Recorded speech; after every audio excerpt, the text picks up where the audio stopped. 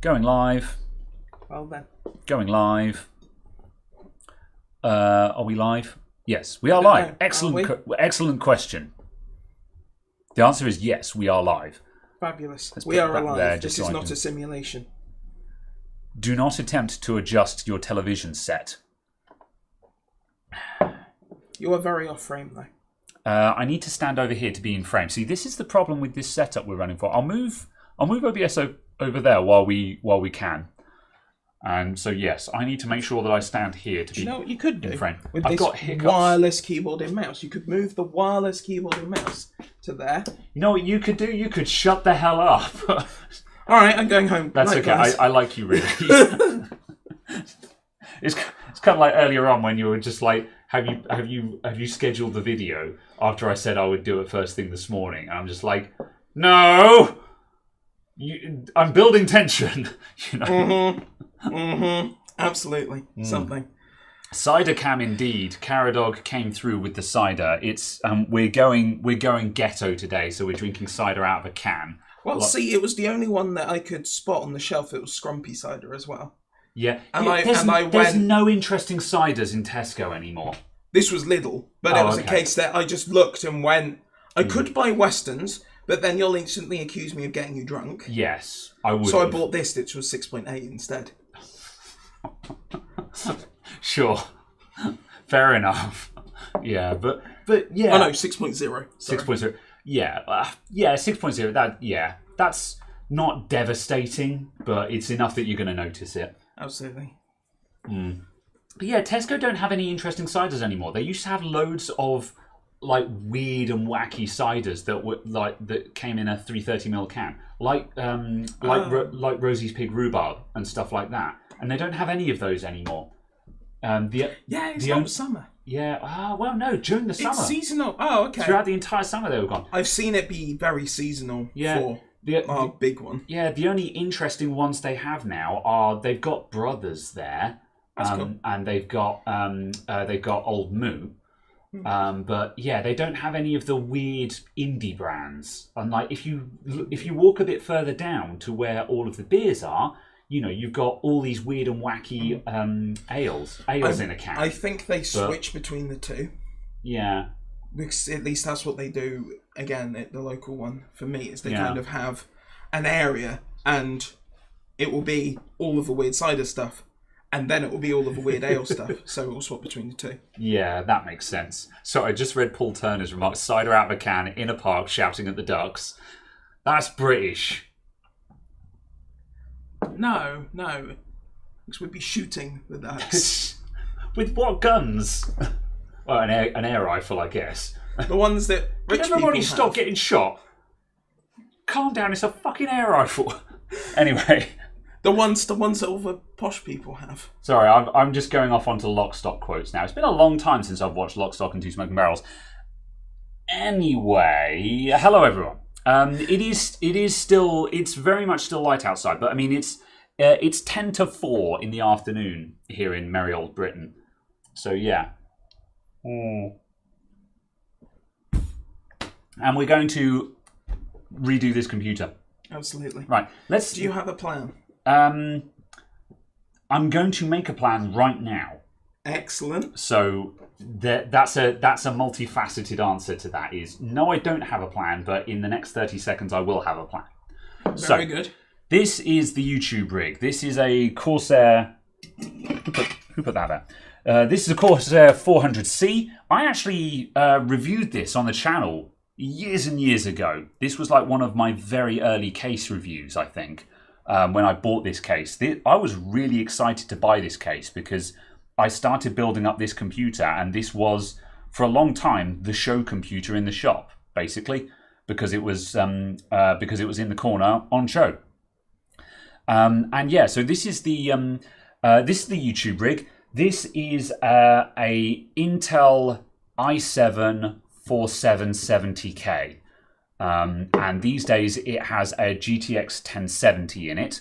For a very long time it was a 960, but it got upgraded to a 1070 this year. When you got your that's right. 3070. Yeah, because this 1070 was in my PC at home. Then I got a 3070, and I moved my 1070 to this one, and I put the 1070 in here so I could record at 4K. So there's it's a i7-4770K and a GTX 1070. The 1070's purpose is NVENC video encoding, which basically, so you might be going, 4th gen Intel. We don't actually do a lot on the CPU in this computer. Everything gets encoded on the graphics card. However, it has not been reformatted in a very long time, and there's lots of stuff that this computer used to do that it no longer does. It used to be doing all of my hard drive backup and testing, and it used to be doing lots of other random stuff. Just any time I needed, it was the shop workstation as well as the recording rig, and it's not really doing any of that stuff anymore. So there's just lots of just clutter on it and stuff like that. And so we're going to clean it all out and reinstall Windows on it from scratch. And at the same time, that means we're going to set up OBS from scratch. So I'll show you guys how I set up OBS for recording videos and stuff. This should be a really interesting behind the scenes thing as well, because you guys will get to see the OBS setup that we're using in full detail. What we've actually done is I've taken the SSD out of this and put it in my other Lianli rig. So I've got my normal setup that usually runs everything is just running in another PC. So that's how Due to the wonders of Windows 10. Yeah, because I literally just took the SSD out of this, put it in another computer, and everything is working like it normally would, even though the normal computer isn't doing it. Get Windows 11 on it. Are you sticking a new SSD in this then? Yes. So normally it has... there it is. Normally this has a... it's got an old Crucial... I think it's a Crucial P1, actually. It's a P1 500 gig, I think. Oh, I see. Oh, yeah. It will have NVMe. Yes, that's right. It's a second... Yeah, it's Z97, so it's refresh. It has a Crucial P1 500 in it. However, it also has a 4 terabyte Western Digital Red in it. But I'm going to pull that out because it doesn't need it anymore, because it doesn't do backing up. Really? I guess you can stick like a terabyte SSD in there. And I'm going to stick a 1 terabyte Crucial P2 in there because that's all it needs now. Yeah. And that means that I can take out the SSD and the hard drive and use them elsewhere. So I'm just going to stick a 1 terabyte M.2 in there, and that's all it'll need. I mean, technically, I could get away with just having a 500 gig in there.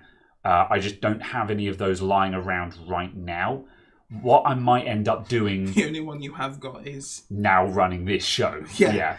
So it's entirely possible that during the week I may actually end up backing them up and swapping them over again. Yeah. However, for the sake of... Because we need to run the live stream while we're doing this, I'll just put it on another drive for now. Absolutely. But during the week I shall probably take this SSD back out, image them so I can swap the SSDs over. Because obviously... I don't want good hardware in this because just good enough. Yeah, all it needs is to be good enough. Like it's also got it's got an LED strip in it as well, and stuff like that as well. And I'm probably going to pull that out because again, it doesn't need any of this stuff anymore. This computer needed to look good in the old shop. In this one, it's under the counter and I can't see it. So it doesn't need to be a show computer. So I kind of want to simplify with this one and just rip out anything that doesn't need to be there. Makes sense. Yeah. Because I don't want to put good hardware in this when I could put that in other computers that are on show or being sold. Yeah. It pains me to have a 1070 in it. However, that 1070 means that it can do 4K video encoding. So yeah, absolutely. So yeah. And also just to answer, in truth, get Windows 11 on it. No, for two reasons. A, technically it's not eligible for Windows 11 because it's 4th gen Intel. You could run that on there, but there'll be no updates. And potentially to be tested. Yeah. This is a production computer. We don't run new software on production, basically. This will be running Windows 10, and I mean, it might get upgraded next year. Maybe, like yeah. That. What I need to do. There's no features that Windows 11 brings to this machine that it needs. Yeah, and Windows 10 is still supported. Yeah. So certainly for this one, it makes no sense to change it. And also, again, because this is production, I'm not testing Windows 11 on this. Yeah. Because if there are problems with this, it means I can't make videos. This is a mission critical computer. Yeah. You don't run new software on mission critical. Yeah. Yeah. Incidentally, that's why I told them. That's why Windows 11 is on that machine. Yeah, Windows 11 is on this one because this much. Yeah. It's particularly critical to happen right now. So you can run it on there. You can play around with it, use it. Yeah, that's right. The computer that's currently behind off shot from this one. That one is the current hard drive backup and testing one. That one's running 11 because I can do hard drive backup and testing on anything. I've got 3 different computers in the shop that could do that for me. So yeah. I am going to put 11 on my laptop because my laptop doesn't support Windows 11, but I'm going to bodge it on there just so I can see how Windows 11 behaves on a computer that's not supposed to have it. Because your CPU's a generation older, yeah, isn't it? That's right. It's I've got it's 6th gen Intel on my laptop. Yeah, so we'll see what happens with that. 6th gen? Yeah, 6th gen. It might be 5th gen actually. No, I think it is 6th gen. But either way, it's unsupported. So, but I'm going to stick 11 on there and just see what it does. Yeah, because again, that laptop isn't mission critical. It's just a front of house laptop that runs Google Docs. So if it does weird things, then it doesn't really matter. Yeah. However, I use that laptop all day, every day. So it's a good opportunity for me to see how Windows behaves on something that's not supposed to have it. Yeah. And if that goes well, then I can say, yeah, Windows, if it's still getting updates and stuff like that, I can be like, yeah, you can install Windows on unsupported devices. It will work just fine. Which is kind of what we're expecting. Yeah. It's just a case of it's not supported. So if there are problems, no one's going to help you. Yeah. And if that's the case, that's fine. Because it's just like, when was the last time you called up Microsoft for tech support? So... oh, absolutely. But also, it wasn't a case of specifically me or another user asking for help, but a hardware vendor going, X piece of hardware is broken on your version of Windows, Microsoft, because of Y implementation. Yeah. That's no longer going to get fixed. But obviously, if you're running stuff, it's 5th gen or 6th gen or 7th gen, most of those issues will have already been popped up and patched anyway. Yes. Yeah, that's reasonable. I'm going to start wrangling this into position while we natter. Yeah, absolutely. So how much are we disassembling before it goes out there? That's a good question. Should we take it to parts and then take the parts out there? Let's... Also, is this the water cooler that's broken? No, this is not the broken water cooler. Right, let's go to bench cam. Let's invert the bench cam so it's the right way up. Transform. Oh, I've got to unlock it first. Damn it. This is the one scene I didn't test before we went live. Rotate 180 degrees. There we go. So it's the right way up. Ta-da! And let's see. Where is the cam link? There's the cam link. Bam. There we go. Hello. We exist again. There we go. Right. So, yeah, there's... I think we're going to take out all of the easy... you know what? See, I was about to say we're going to take out all the easy parts, but it makes more sense to airline the water cooler needs to come out to clean that properly. It makes sense to airline it first, disassemble it, then airline everything again. Yeah. Because we'll make less of a mess of a shop as well. Yes, I think that's a good idea. Yeah. Okay, so in that case, what we'll do, we'll take it out back and airline it. Then we'll disassemble it. We're not going to take all the power supply and stuff out because otherwise it'll just take forever to rebuild it. But just blast it. Yeah. We'll take it down, basically down to the motherboard, I think. So yeah. Cool. Okay. Right, we actually planned for this situation. Yes. So what I'm going to do now is I'm going to put on my own microphone and I'm going to take this out the back. Is it enabled? It is not yet enabled. There's going to be... Hang on a sec. I have no idea what this is going to sound like. So what happens when I do this, everyone? Does this now sound super weird because there's 2 microphones? I'll just disable that again, just in case that was horrendous. So, tape up the mustard cables, FFS. Why? It's a working computer. Who cares? So, right, anyway. I'm going to walk out the back and airline this. Yes. So, what I can do now, meanwhile, out the back... There should be. There is a camera. So, yeah. That's the rear shot again. Double audio. Absolutely. Don't forget to unmute before you Right, go back so out. yes, I'm now going to carry this out back. Right, here we go. Unmuted. Now I walk away and my voice gets quieter but also louder at the same time.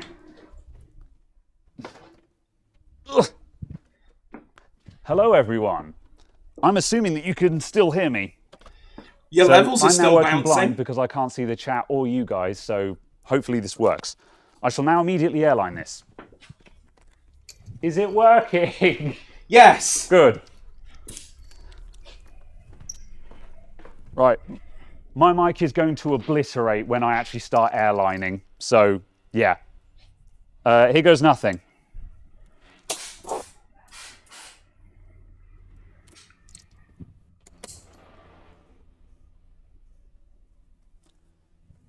Let's try that again.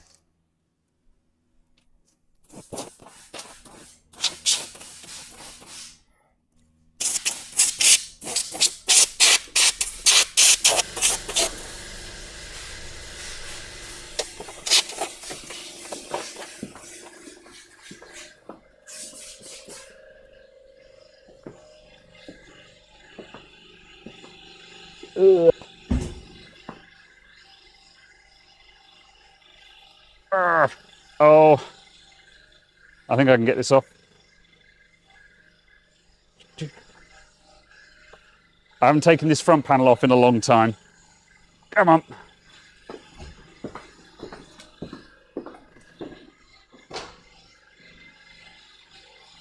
As the official recommendation was from that one case manufacturer at one time, just pull hard. Ah, okay.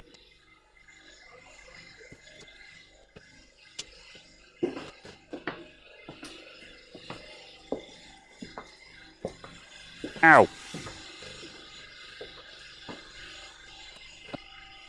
There we go. Oh, bloody hell.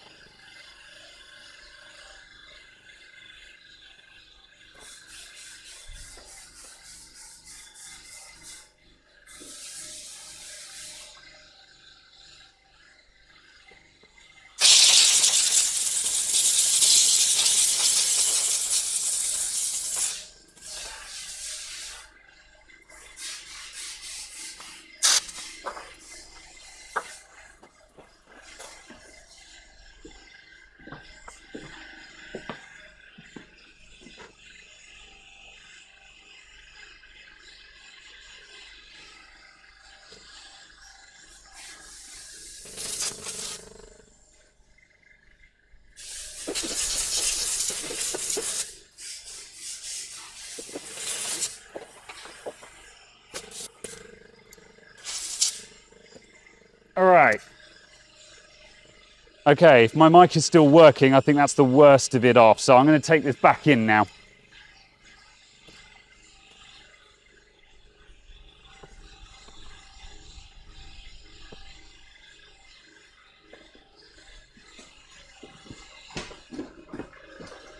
There we go. Didn't that work well? I hope so.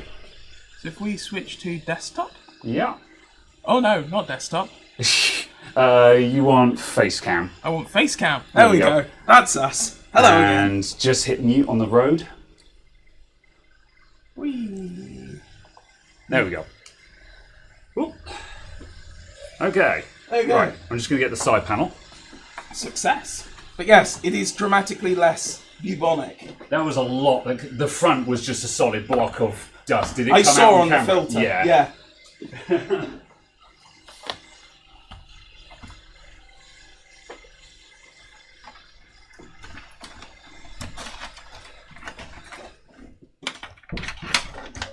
There we go. Just got the side panel as well.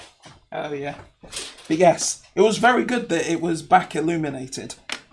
Oh, did the dust? Was there a big old dust cloud? Did it look good? Yes. Yes. I mean, it looked horrifying. It yes. looked good, but yes.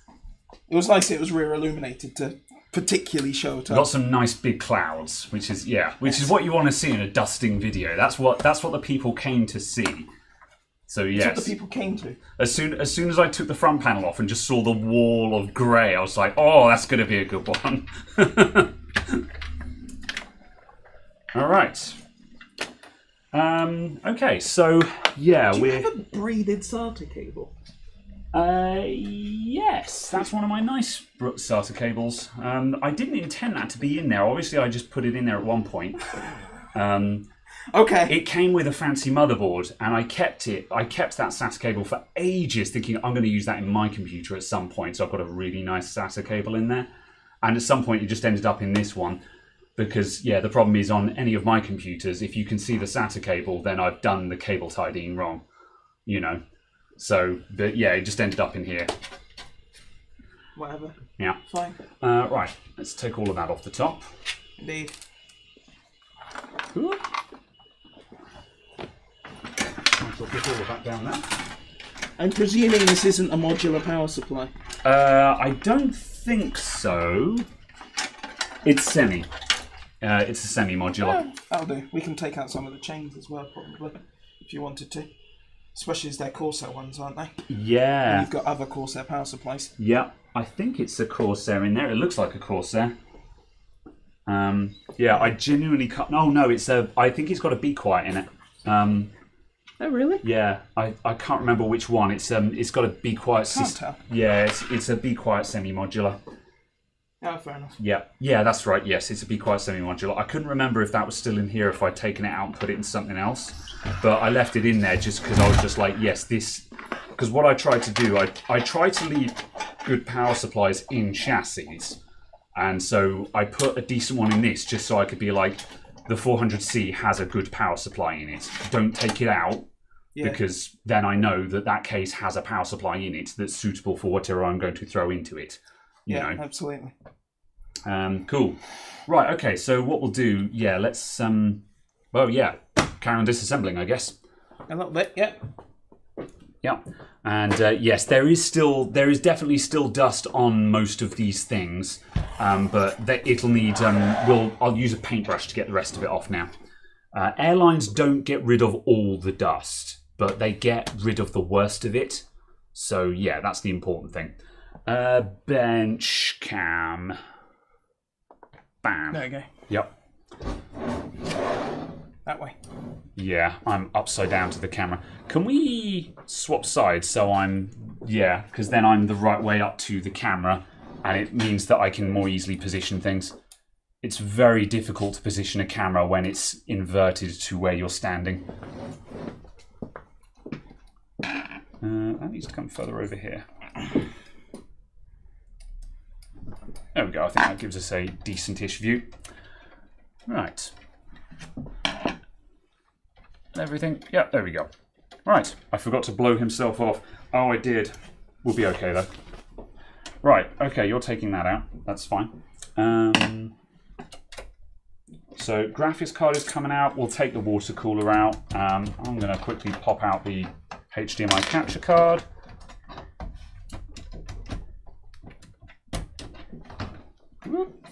There you go. I really like that 1070. Yeah, it's nice. I kind of miss this card, even though I have something much better than it. I think this was when EVGA were making the best looking graphics cards before they went to the clear plastic. I think this metal looked really good.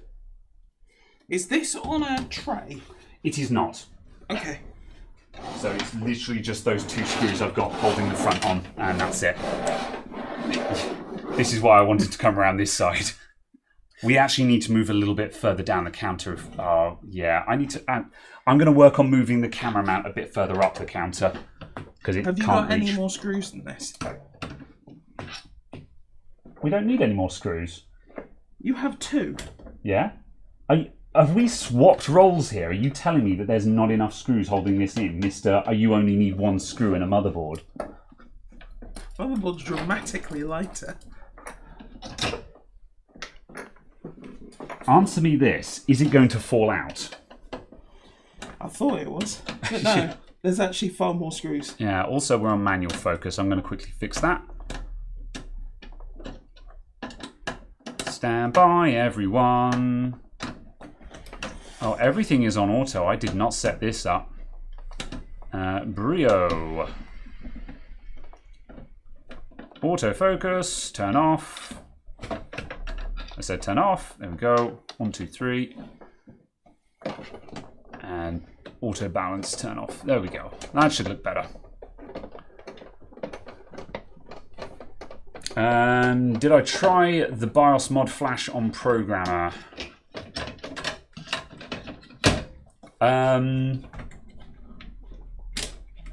Oh, on the board that we were overclocking on? No, I didn't. I haven't done any more work on. Oh yeah, no, that board still needs. Yeah, that board still needs a reprogram. No, I haven't done that yet. Is the short answer. Which board needs reprogramming? So the gigabyte that we were overclocking the FX on. Why does it need? Because we had no idea what BIOS version it was on. Oh, I see. Yeah, although we kind of wanted to do one last reprogram on that, just to get that straightened out. Yeah. Oh, also we seem to have lost the camera. I need to. Man, what is going on with capture today? I've upset everything. Yeah, camera's stuck. 1 sec, everyone. Camlink 4K. There we go. Yep. Caracam was stuck. There we go. I was focusing on this one. I'm going to be smart. Are you staying vertical now? No. What are you up to? Because I'm taking the thing off. Aren't I? Oh, we'll make it the right way up in a moment. There you go. Oh, yes. Yeah, very good. So that doesn't fall off. Ah, okay, right. Yep. That's why I answered when you said, "Are you staying vertical?" I went, "No." Shush. I'm breaking one of these open because I'm just like, yeah, I'm going to need this. Look at that wonderful coverage. Look, I'm not going to lie. I have probably taken that CPU out about 3 or 4 times without repasting it. But you know what? It's fine. It hasn't been overheating. Are you sure? Are you sure? I'm not sure. Yes. No, the rest of it's on there. It's fine. It's just a little crusty. It's still good. I feel like there's a... It's not what you tell your girlfriend. You were uncertain there. You were like sort of as you said that joke. Right, what capture device are we using? So, oh, that's window and glass. Oops. Oh well. Whatever. That's fine. Both work. Oh, indeed. I was just like, this IPA smells funny. Yeah.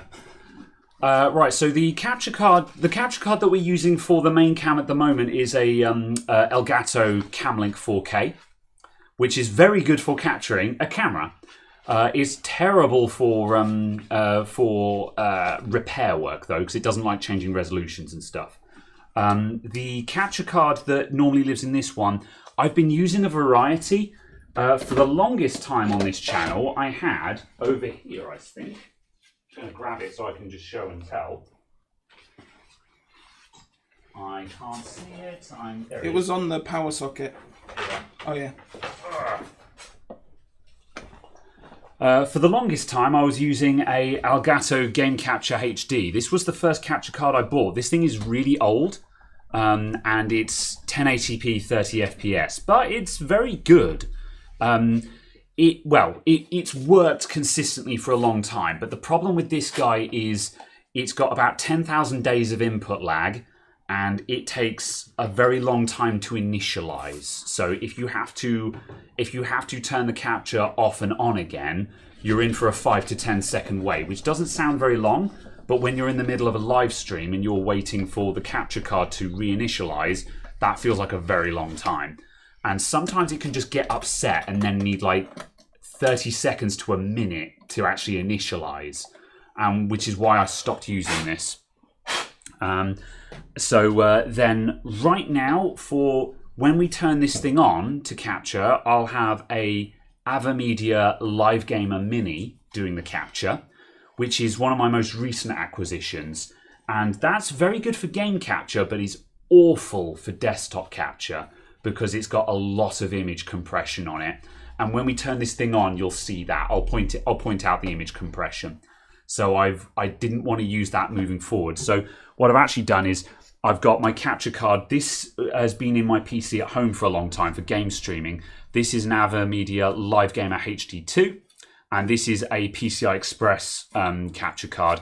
And that is 1080p 60 FPS. So this guy is the one that lives in here permanently now. And this obviously gives a very good picture, and it's very, very fast, which is why I use this guy.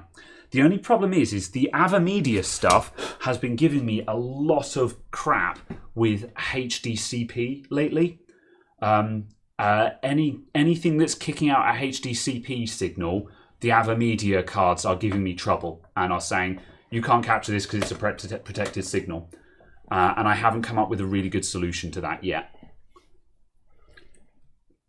So yeah, but normally when I'm recording videos, I can normally figure something out. You've also got that £2 capture card that doesn't care. The $10 one is my backup, yeah. When everything else fails, the $10 AliExpress special comes into play. And this guy, yeah, it's not a very good capture, but you plug it in and it works, man. So if you just need the capture to work, you plug this in. Oh, you'd mounted the right. I thought the screws through the fans were holding this all the way in, and I was like, how have you jangled that? Okay, yes. That's why I was confused. Righto. I was, yes, very confused by your setup because it made 0 sense. But I have now understood your setup and it makes far more sense. Contrary to popular belief, I do know a thing or two about building computers. Not as much as a lot of comments say, however. I wasn't inferring that you didn't. I was just so confused as to what was going on. Sorry. It's just, it just makes me think of, like, now and then I've had a comment from people sort of saying, oh, stick to repairing computers, not building them and stuff like that. And I'm just like, I'm not a real builder. And I'm just like, this just makes me chuckle, dude. This computer, Ravniev, I've just butchered your name probably. This is the main YouTube computer for the channel. This is the computer that we normally stream from and the computer that records the videos, and we're overhauling it. So right now we've got the SSD out of this in another computer, just for the sake of it, because I can. If I just tilt this forward, you'll need to unlock it from the tripod, because the tripod's locked. But what I can do is I can just go, ooh, and there it is. There's the Lianli. And the Lianli is my LAN call 2.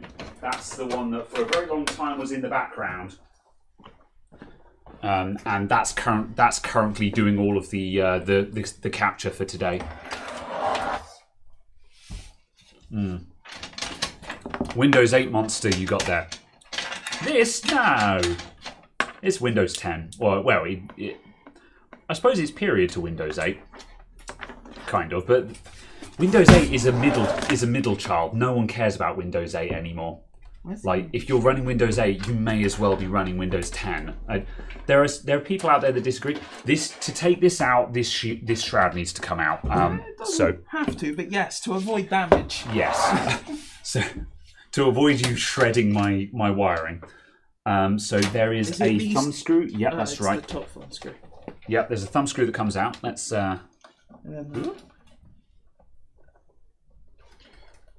So for this, is that thumb screw out? Yeah. So now that slides and wrangles its way out.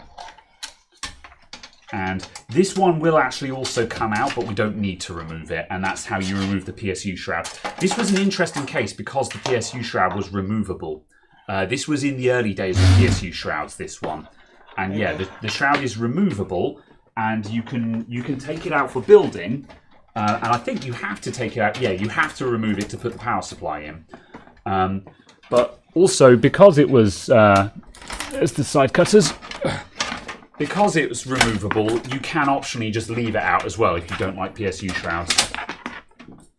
So I'm going to take out this LED strip because that no longer needs to be in here. So this LED strip is a custom job.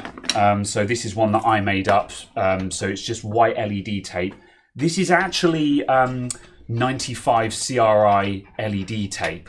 So it gives a really, really good white. It's not that ugly, sickly kind of white that you get from RGB LEDs. It's an actual pure daylight white. So it actually looks really, really nice when it's turned on. However, I have to run it through a custom driver and everything, and it's a very ugly setup, which is why I'm also taking it out. Because it don't need to be in there anymore. And I'll probably reuse this in something else, I don't know what. It makes for a very good work like this as well, just because it's just a bright bit of tape you can just wave around somewhere. So, and because it's high CRI. Yeah. So that's the thing we noticed because we had the floodlights replaced at the front of our house. Okay. And the new floodlights weren't particularly brighter.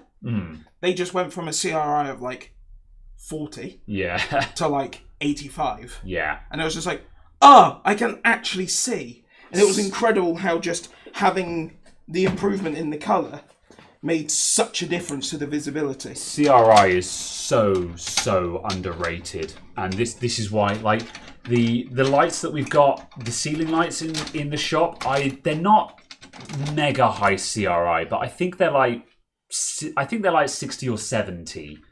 But the difference between really poor. In the old shop, I had an LED batten above the bench that was really, really poor CRI, and it was just ugly.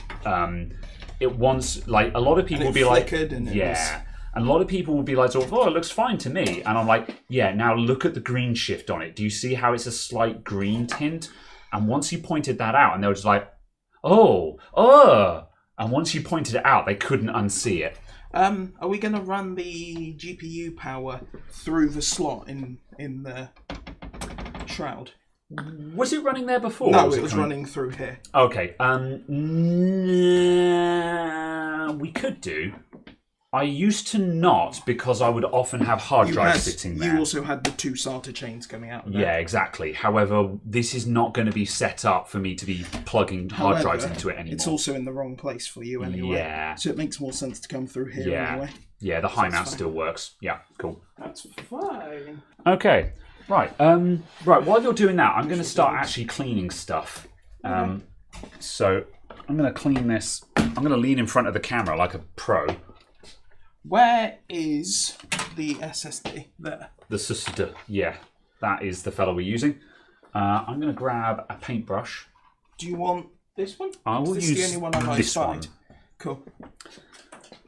Nice. And I'm basically just going to start attacking. I'm literally just going to get this paintbrush, and you see how we've still got these tide marks on here.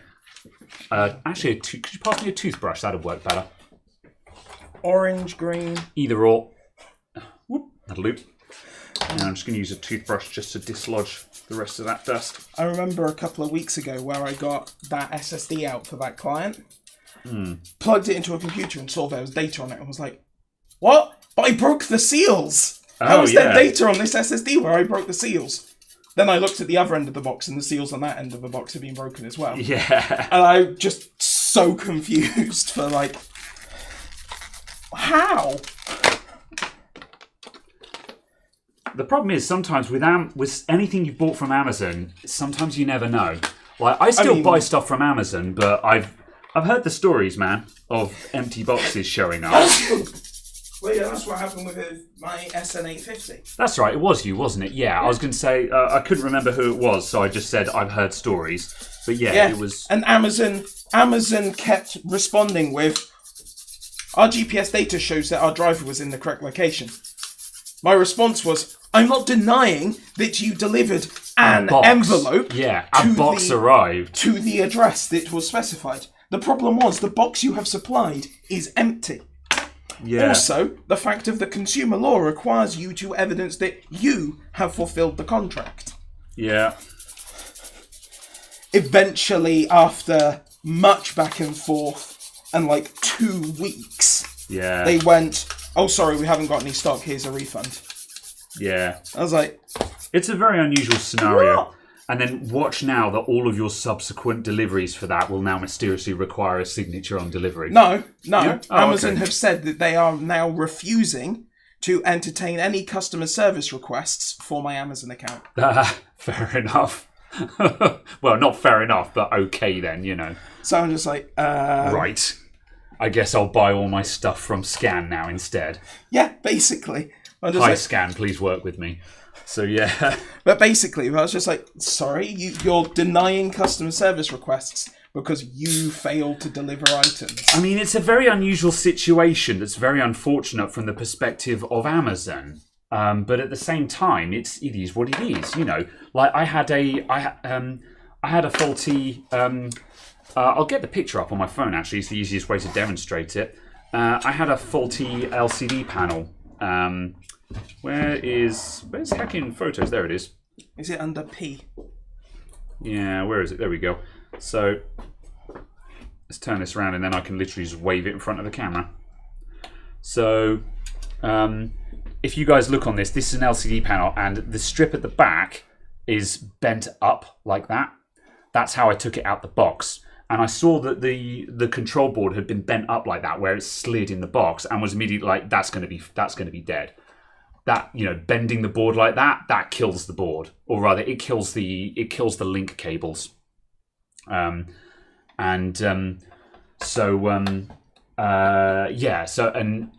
spoke to the company, and the problem is, it's like, this is an eBay seller who sells LCD panels, and there's not a doubt in my mind that they get several customers a week who have just broken an LCD panel while trying to fit it, and are then going, oh, it was like that when I took it out the box. Which is why, as soon as I took it out the box and saw that bent like that, I immediately took a picture of it, because I'm like, I'm going to need credible evidence that it's actually broken and I didn't break it. But thankfully the company are cool about it and they're replacing it. But even still, it was one of those awkward issues where it's just like, how do I prove that I didn't do that? Yeah. You know? And sometimes you've just got to be like, it's my word against yours and I'm the consumer, so the law is on my side. And it sucks to be you, but on the flip side, yeah, it is what it is. Oh. Can't fault Amazon's service. Amazon go full refund. Yeah, Amazon. Yeah, that was legitimately the first time I've ever had an issue with them. Every other time, I've said to them, like, this product has not been delivered. And they've just been like, here's a new product. Yeah. It's going out tomorrow. That one's definitely yours, Yes. isn't it? Yeah, good. I thought I drunk more of this. I picked it up and it felt suspiciously full. I'm like, have I just robbed your No, drink? this is entirely full. Cool. I'm going to turn my ring pull 90 degrees to mark my can. I will ensure that mine is straight. All right. We will then know. We have been tagged and marked. Indeed. Let's see. I should know the box was empty as it gets weighed at various points. How much does an SSD weigh, man? I mean, an M2 SSD weighs like 4 grams. Yeah, you'd never know. Do you think vacuuming inside a computer is a static risk? What's the safest way to do it? Yeah, it depends where you live in the world, unfortunately, which is why the answer is so ambiguous. In the I mean, what country are you in, first of all? Because my response to that is, it massively depends. And given how it's not that difficult to just wipe the parts down, and that is safer, you might as well just do that. I actually find that a vacuum cleaner is not particularly effective. An airline, when you're blowing air, is very good for getting the worst of the dust off. The other However, option vacuums... is the actual computer blower. Oh, yeah. Blow-ematrons. If Chris is in chat, Chris will tell you the name of the good one. Yes. Yeah, Chris S. Are you here? If so, can you tell us the name of the good one? Chris, we need you. Yeah, I need to buy one to test for myself as well, because everyone keeps saying, oh, you should get one of these. I'm just like, I've got a 7-bar air compressor. I don't need one. However, I would like to test one just so I can say if they're actually any good or not.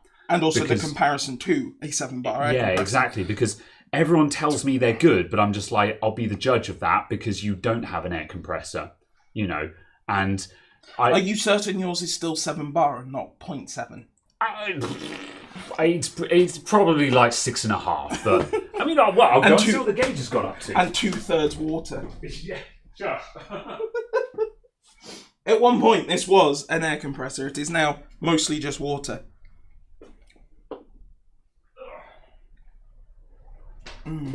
Yeah, it's still charging to 6.5. Fair enough. Yeah. You still need to contact that company and be like, I do. Lol, here's my hilariously old air compressor. Yeah. Let's do a thing. The company that makes my air compressor is still in business, and they sell maintenance kits. So I actually need to send them an email and be like, here's a really old school one. Can you send me stuff to fix this thing back up? Yeah. And that would be cool, you know. Yeah. So yeah. For an exchange of currency. Not just saying give me free stuff because I'm a YouTuber. However, if you wish to do a collab... That's the thing. I don't expect free stuff, but if you don't ask, you don't get. Are we just putting stuff back in again now? Well, yeah, I think so. I should probably actually clean stuff like I said I would. I've done the radiator. Have you just done this? Or yes. Did this? Okay, yeah, I was going to say, that looks remarkably clean. That is a reasonably large dent. In my defence, it wasn't me. It's not as bad as the other one that I got from you. That's yeah, which was a wreck when you gave it to me. Like before you look at me with those accusatory, accusing eyes. I'm gonna get it just because it's really fun. So what happened to my motherboard I gave you?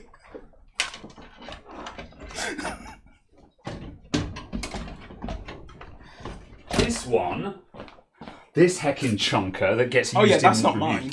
Yeah, that I just acquired. Yeah, this one's just the state of this heckin' radiator, man. Oh god. Yeah.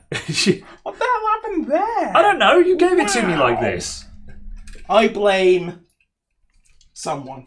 Yeah. I'm gonna put this down because it's got thermal paste on it, and I'm gonna put my palm in that in a minute. Let's put that down there. Oh, so you're palming it off on someone, haven't you? Anyway, yeah. Why did you mount this so low last time? Only because it could go higher. And that means it's not pushing against the drive cage. I don't know. I will mount it a millimetre higher. I was going to say, I think it was limitations of the top thing. The top cables coming out from the top thing, they foul the corner of the radiator down here. You can't see, but the camera can see down there. Oh, I see. That's what restricts you there. Okay. With some cable fangling, you could improve that. But when I put this cooler in, I probably fitted it in situ on the bench without actually taking it all down. Because, as I say, surprise me. Yeah, because this is a working computer, it's a pain in the ass to take it down. So I would have tried to avoid doing that, and I would have just bodged it all in. Because that's what you do. You bodge stuff to make it work.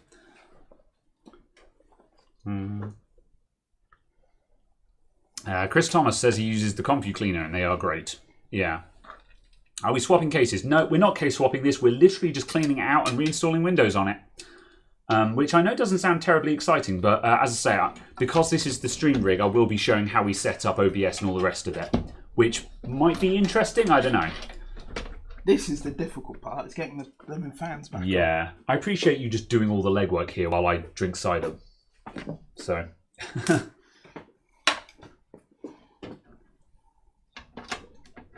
Although, to be honest, I think we'll swap over when we get to the software stage anyway.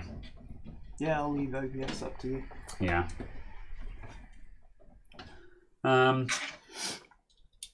Yes. Oh, yeah. We were talking about anti-static. Yeah. So, so vacuum cleaners aren't particularly good anyway. But in terms of anti-static, where did you say? Oh, if you did tell us where you lived, I wasn't looking. So sorry, you'll have to tell me again. Oh, Texas, USA. Yeah. Okay, Texas, USA. So I believe in the summer it's really humid there. So you'd probably be okay because humidity kills static. And in the UK here, we have really high average humidity, which means static just isn't really a problem. However, if you were in, say, Arizona, where the relative humidity is like 2 kind of thing, you're going to have more problems.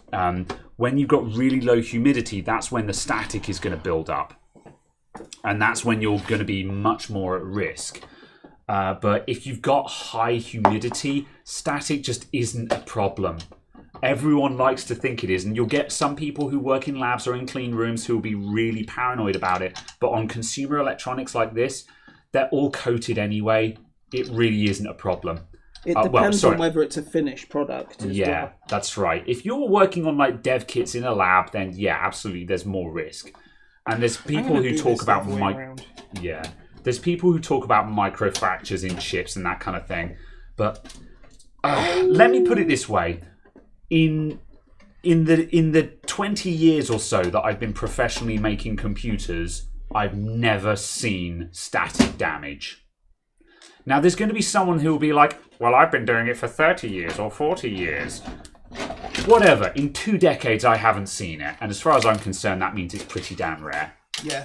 It's certainly rare enough to not be particular concern for us in this situation the UK. Again, if you're in Arizona, if you're in Utah, if you live in the desert and there's really low humidity creating very high static, you're probably going to be in a different situation, and you probably want to consider taking precautions like an anti-static wristband and all the rest of it. But certainly in the UK or anywhere that's got half decent humidity, really isn't a big deal.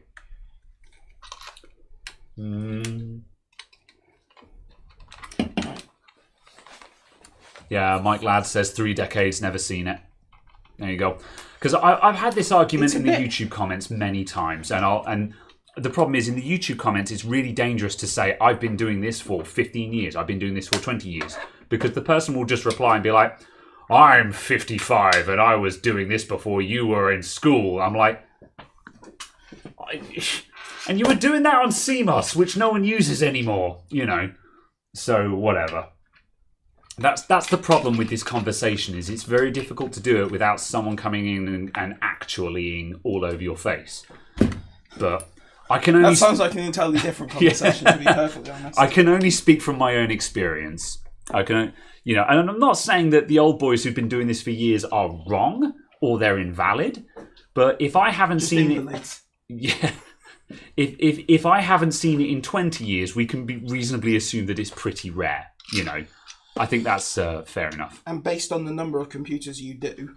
Yeah, exactly that. Means that for the average person, the relative risk per device is much lower because of the number of devices handled. That's right. And I'm notorious for wearing big woolly jumpers as well in the winter. And I started out building computers on my bedroom floor, on my bedroom carpet, on a nylon carpet, wearing a jumper. And I never had a problem. And I was not careful when I was a kid. I was really cavalier, and I've never damaged anything. So it's just like, I'm not saying that it's impossible. I'm not saying that it's not real. I'm just saying that it's rare enough that you probably don't need to worry about it. So again, caveat based on being in the UK. Yes, again, based on the fact that we're in the UK, it's always like 60 to 80% humidity here. So that looks good. Excellent. Yes, I'll let you sort out the fan cables. All right, I'll keep waffling. Linus Tech Tips did a cover issue. Yeah, that's true. They did the collab with Electroboom. That's right. I didn't actually watch the entire video on that, but my understanding of it is that they had to use the static gun on, oh my god, we've turned this thing up to max and we're just blasting the RAM before anything actually happened. They killed the very first module, I think. Yeah, but again, I think they were doing that on a reasonably low setting. They killed the very first module, and then they tried to kill another one and basically couldn't. And this kind of shows how it could happen, but yeah. It was also a case of we couldn't really repeat it kind of thing. So it's like the two things of it's super rare. Yeah. It really does happen. Yeah. It's worth taking the precautions against it. But at the same time, they literally had a static discharge gun as well. Oh, yeah, absolutely. So, yeah, and for me, I'm just you had the tool that creates almost worst case scenario for that, and you could not get consistent results. Absolutely. Yeah. But I think the point is, again, that we're making isn't a case of it's impossible. Yes. But just a case of it's utterly potluck on that. Yes. Because they managed to instantly kill one, but couldn't kill another one, even when zapping on specific locations. Yeah, yep, that's fair. I think that's a good summary. Okay. Ugh. I've got the city music from Deltarune stuck in my head. It's a really upbeat tune, and I've had it stuck in my head all day. Escape from the city. Not that one. That's also a valid tune, to be honest. That's a banger, and I'm quite proud of you for knowing it, considering you're not a Sonic fan. I've listened to it like 35 times in the past week. And were 34 of those when Slink was singing it? No. No. I found there was a cover version of it by Crush 40 as a anniversary performance. What? A cover version by Crush 40? Yes.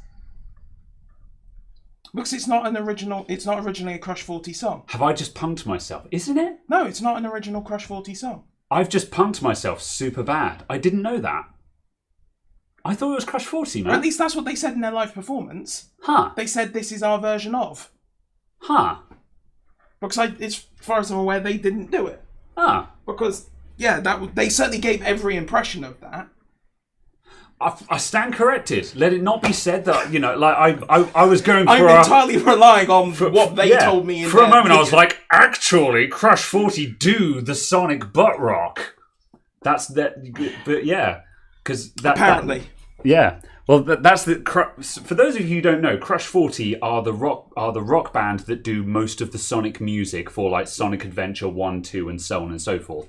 The band name is literally they hit the age of 40 and they're like, yeah, we're gonna crush 40 because it was literally a midlife crisis, and so they do really dirty butt rock for Sonic games, and it's awesome, However, I'm amazed that they didn't do Escape. I'm amazed they didn't do City Escape. Meant like they didn't write it or something. Yeah. So it was their performance. Yeah, or maybe it was, it wasn't the studio version from the game, but it was a reimagining of it from or them. Something. I don't know. Yeah. Yeah. I was just relying on what was said in the little bit before the live performance, because it was for the 30th anniversary orchestral live show or something. Fair enough. I'm going to segue back onto computers now. Where's your thermal paste? There's your thermal paste. Yeah, it's there somewhere. Let's see. Lion's Show was awesome. Oh yeah, yes. There was a lot of shocking in that show, but then it was Electro Boom. It had to happen. Electro Boom is amazing for just finding out what electric shocks actually look like. He's such a good egg just for demonstrating it, quote unquote, properly. But yes, let's see. What Linux distro do I prefer and regularly use? I infamously do not like Linux. However, that it's not that I think Linux is bad or I dislike it. I just can't be bothered. If I were to install Linux on something tomorrow, I would probably just use Ubuntu because I know that there's a bazillion support for it out there. However, I have to admit, I don't know. You guys may know. You guys might have heard of this, but both Linus and Luke from LTT, they're going Linux on their main computers as part of a challenge. They're going to try and go Linux main on their main rigs. And I'm going to be watching that very carefully because while I've got no plan on doing it anytime soon, I'm just very curious to see where because I feel like my opinion and Linus's are going to be exactly aligned with our opinion of Linux in that it's very good for servers and stuff like that, but it's just not practical for a home computer unless you're an enthusiast. And if it is. Yeah. Well, yeah. And what? I was confirming that the mounting was square. Right, yes. Because I suddenly looked at it and went, is it ever so slightly rectangular? Ah, right. Have I just completely screwed myself because I took this off? Ah, yes. No. But no. Yeah. But yeah, so I'm very curious to see how Linus and Luke's Linux adventure goes. Not because I'm going to follow their footsteps. Sounds like the name for a very 80s video game. Yeah. Linus and Luke's crazy Linux adventure. Yeah. But yes, Excellent. yes. I'm not going to follow suit anytime soon, but I'm going to use that as a guide on whether Linux is actually prime time ready or not, if you see what I mean. So yeah.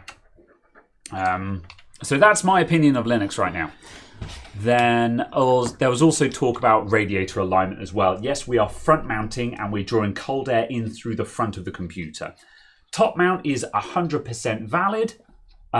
It doesn't make a meaningful difference as long as you have good airflow in the case. Oh. If like a lot of now and then when I top mount, what have you done wrong? Oh, you've put it wonky. Yeah, no, you've got to fix that. You don't need to repaste it though. Literally, you don't need to repaste this, people. Literally, just take it off and put it straight. It's fine. There's some. Yeah, it's because this is twisted out of the mount. Yeah. Yeah, that is yeah. That's a wonky picture though. It just part of me, like, I know we're saying this isn't a show computer anymore, but that yeah. That's as bad as putting it upside down. And I've seen people mount them upside down and be like, yeah, I don't mind it being upside down. I'm like, you're a monster. You're actually a monster. Oops. Get in the hole. So yes. Flip the fans, lol. Yeah, I know. There's going to be someone in the comments that are just like, oh, you're blowing hot air onto the graphics card. And it's just like, there's enough airflow in this case for that not to matter. Well, actually, there isn't. This isn't a great airflow case. But also, the CPU is doing so close to zero. Yeah, the CPU is doing virtually nothing. And to be honest, the graphics card isn't doing much either. It's just NVENCing. And NVENCing isn't a high load. You just have to have the right NVENC engine for it. So, yeah. Benley, I've been using Linux for 12 years, rarely had a problem. That's not what I'm concerned about. Let me put it this way. Playing any game on Linux, bam, there's your problem. And you can't tell me that all games will run on Linux, and you can't tell me that Wine never gives problems. You know, like we all know that every now and then you have to tweak things to make it work. Where did you have this one? Whereas in Windows, it would just work. That'll go to the CPU fan. Oh, did you have this one? So where did you have the case fans going then? Oh, that's a good question, actually. Yeah, I think I had case fans into the CPU. So this probably would have been just going to one of the chassis fan headers, and I probably had that headers. Yeah, what's going on? Oh, it's there. Oh, yeah. It's underneath the. Oh yeah. What on earth was I doing with this with the fan headers in this? So yeah, these would have been going to CPU 1 and 2. And this went down like that. Oh, that's yeah. What it was. Yeah, because you can see the bend in the cable to support that. Yeah, that's how I did it. I was just so confused. Yeah, and I had that tucked down like that. That's right. Yeah. That's actually quite elegant. That actually works quite nicely. Playing Linux in games on Linux is better now. Pop!OS is designed. I'd heard that Pop Linux was good for that. It is. Yeah, well, Pop is what Linus is planning on going with. And yeah, this is just it. I'm fully willing to believe that it's gotten better, but you have to understand that it wasn't always that way, and you have to understand that a lot of people in my disposition, the last time we tried it was probably like 5 years ago, and we all know that 5 years ago, gaming on Linux was not where it is now 5 years ago. You know, it's also kind of a case of, to a degree, it doesn't matter. Well, that's what I was about to say. My next point I was going to say is, why should I care? Why should I care about Linux when Windows does what I need it to do?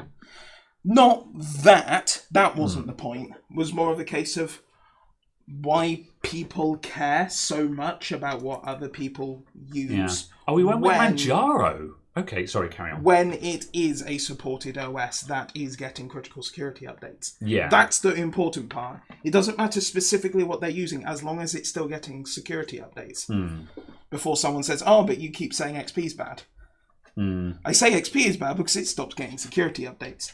Yes. Because the latest build of it is like 12 years old. Yeah. I say Windows 7 is bad because the latest build of that is, 6 years old. Yeah. Yeah. Yeah, that's fair. I say that because it's not critically supported. Yes. For security issues. it's a completely different conversation, in my opinion. Yes. Yeah. Yeah, that's right. As I said, I'll let you sort out those fans. Okay. So, and also where you want the GPU Yep, power to go. let's tag out for a bit. I'm going to go upright, so let me just adjust the camera, and we'll swap places for a bit. Let's see, Brio, right-click, transform, rotate 180 degrees. Whoop. Yeah, I'm really surprised that Linus went with Manjaro of all things. I thought Manjaro, because it was based on Arch, was a... Oh, yeah. Yeah, I thought Manjaro was a nerd version. And by nerd version, I mean... Because this is the thing, is... Whenever I criticize Linux, the normal thing I do, which is very unfair, it's very unfair what I say, but what I say is, on Linux, you can't just install your graphics driver. You have to download the source code for your graphics driver, and then you have to compile the source code, and then you have to download the library to compile the source code, but then you have to download the builder to compile the library, to compile your source code, to compile the installer for your graphics driver, and then you can try and install the graphics driver via command line, as opposed to just downloading NVIDIA graphics drivers.exe. Now, I know it's not that bad anymore. However, that's what it was like when I first tried to use Linux. And you can understand why that kind of put me off. Now, again... The thing that still amazes me, you're saying about the GPU driver installer, is that... I mean, it was actually like that for Wi-Fi drivers, but yeah. NVIDIA specifically have a Linux driver that is a supported driver. And the last time I installed it, you can install the GPU driver, but it doesn't install the OpenCL elements. Even though the card supports OpenCL. Yeah. There's probably a technical licensing reason why, and this is the problem. Is like, but then you can separately install those OpenCL options. Yeah. But you have to command line argument them, and I'm just like, that's exactly what I'm talking about. And and there's good. I know. Come on. Yeah. And you were so close, close. That's it. Rusky is like, drivers are baked in on the latest distros. I'm sure they are. I'm sure it's better now. There's not a doubt in my mind. I mean, this was Ubuntu 2004, and it didn't have the drivers for the 3000 series, because the 3000 series came out after 2004 did. Yeah, exactly. So I still have to install drivers. Yeah. And even on 2009? Yeah. And that's the thing. 2010? I know it's better than this now. I know that drivers are baked in, and Wi-Fi. Like the last time I used Ubuntu for whatever it was I was doing, I remember I booted into Ubuntu on a laptop, and the Wi-Fi and pretty much everything just worked. And I was like, oh, that's brilliant. That's much better than it used to be. But that is how it used to be. It used to be that bad. Or at least it was that bad on anything that I was trying to use. That was my experience.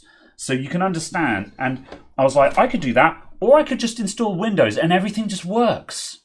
So that's why I have beef with Linux. But also the thing is, while there's not a doubt in my mind that it's significantly better than it used to be, the bigger question is, but why should I use Linux? Does it give a benefit? Yeah, what benefit do I have to switch into Linux? This needs to tweak into the bottom.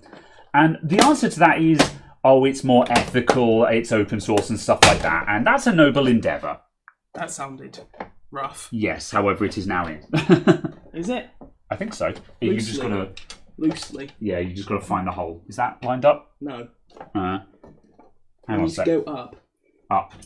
It needs to be higher. And right. Where's it gone? Okay, and left a bit. A little bit more. That might be enough. Okay, there we go. Almost. There we go.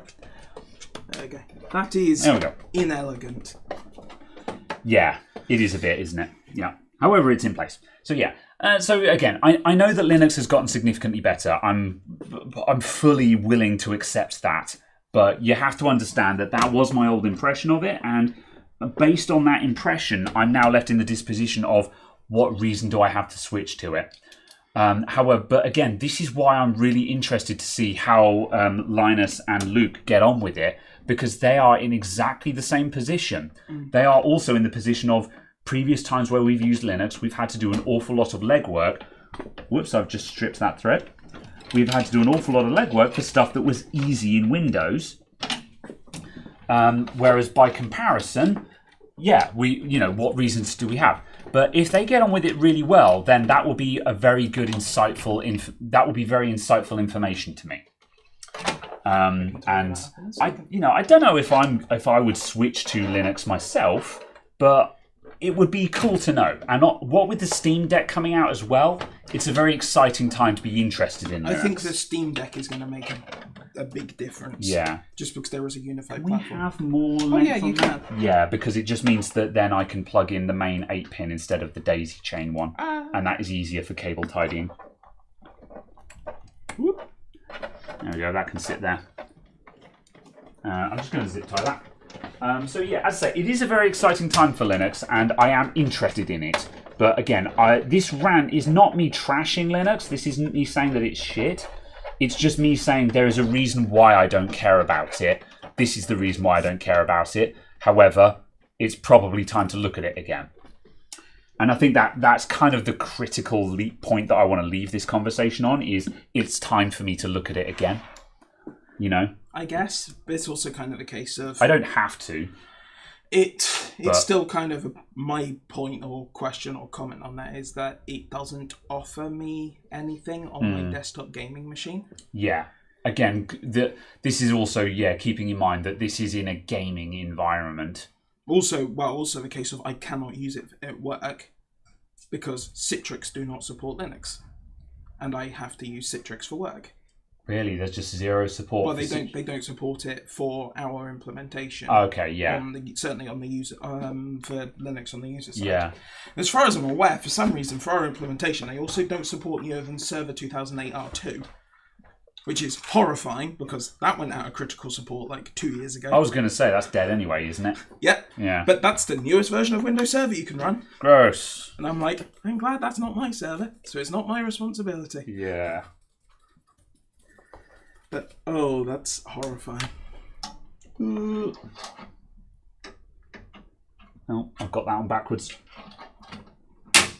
I'm going to switch back to... let's switch back to the wide shot because I don't think there's anything else to see on the bench cam right now. Face cam. Bam. Bam. Bam. Bam. There we go. Very good. Fourth time's the charm. Do you want to give that a paintbrushing? Thanks. Yeah, there we go. The capture card alignment. Ow, oh god, yeah. I was doing this from an angle, and from the angle I was standing, I could not see the alignment. However, yeah. Yeah. I've been building computers for 20 years, and it's never been a problem. Shut the fuck up. Stick to fixing computers, Graham. You're better at that. Which problem are we fixing here?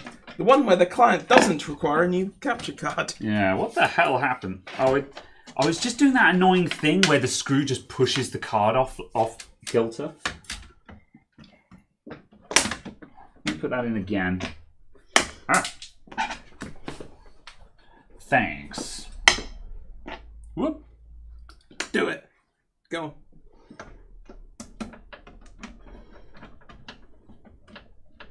Oh, the worst part is where you put your graphics card in and you've mounted it just high enough that the ports catch on the little bar above. Yeah. This is one of the reasons why I never put in 2 screws on a graphics card. I just put in a single screw just so it's really easy just to set the alignment again. I get shit for that as well, but I'm just like, what, is it going to fall out? Yeah. That's always my litmus test. Whenever someone is just like, oh, you didn't put that in properly, it's just like, is it going to fall out? That much being said, I give you shit for motherboards. And motherboards, again, well, actually, with 1 screw, they probably will fall out. I'll have you know that I've been building computers for 73 years.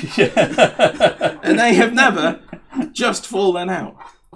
There's always been some klutz at the end of a device. That's actually the perfect response. It's like when The best response when you encounter a conspiracy theorist who's just like, oh, the moon landings were faked, the best response to that is, ha ha, you believe in the moon? You know. The moon's just a Russian conspiracy to explain the tides. And that's actually the response. When if someone's just like, oh, I've been doing this for 40 years, you turn around and say, oh yeah, well, I've been doing this for 70 years, despite the fact that you're clearly in your mid-30s kind of thing, you know. Just because at that point, you know, you're just... It highlights the absurdity of their argument, you know. Sorry, this is my expert cleaning thing. I've done this before. Your expert cleaning method is just fingering all of the holes. Yes, basically. Right, prepare for bangs. I didn't give you very much warning for that, so I hope that didn't destroy anyone's eardrums. Right. Where's the back panel? Good question, well presented. They're Is both it down there? Cool. What? Where are the thumb screws? Oh, they are captive. They are captive. Isn't that just fancy? Yeah. And I shall put on this panel. Oh, I'm going to give that a wipe down first because Before you do that, I feel like we should test it, you know, posts and stuff. Ha! Imagine not YOLOing. But also, this is literally a quick release panel, so... Made out of plastic carrier bags. Yes, sadly so. That's the only problem. Are you going to spray it? What cleaning spray? Polish it. No, because it'll scratch into the Stone Age. This is a plastic window. It's the only problem with this case. It just predates tempered glass. So it's a plastic side panel, which means despite the amount of care and attention I've given this case, it's got a lot of scratches in it. I mean, it's not ugly scratches, but it's scratched, you know. But yeah. I believe there was a tempered glass version of this case at one point. There we go. Bam. Right. Did it. Thanks for coming, everyone. Goodbye. How long did that take us? An hour and 20. Blimey, we spent a bit too long on that. Which is entirely my fault because once again I started a project and then started waffling to the camera and then Caradog actually just carried on doing it. Right, bam. We need Windows mouse 10. and keyboard and Windows 10. Yep, so let me just grab some things.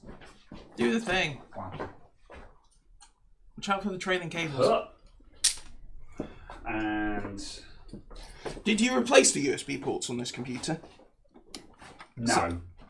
The top USB ports on this case are very knackered. They're the reason why I don't like Corsair case. I mean, I will be archaic here, but you possibly shouldn't say they're knackered. Only because knackered infers tired from sex. Really? Because that's what the meaning of the word is. Oh, fair enough. Oh, that's going to be a tough habit to break because I use that word a lot, man. That's ingrained. Well, inappropriate, but as long as it's not offensive, I'll take that. Where's the dongle for that? Oh no, not that one. The other one of them. Where's the actual keyboard as well? I'm just going to use this one because I don't know the answer to either of those questions. Oh, I think it's all out there. Yeah, it is. I can see it from here. It doesn't matter. We're using this one now. I'm going all the way over to this end of the bench. Do it. Okay, right. Just because we are framed for us standing around the computer. Indeed. So I'm going to put that like that now. Oh, okay. Yeah. To be honest, we'll make sure it posts, and then we'll probably just put it on the floor because once this thing is posted, we literally don't even need it to be here anymore. Right, let's see. So we're going to go... I'm going to do some adjustments super quick. I'll catch up on the chat in just a moment, everyone. I just need to change the camera setup. So we're going to HDMI. Yep, that was correct.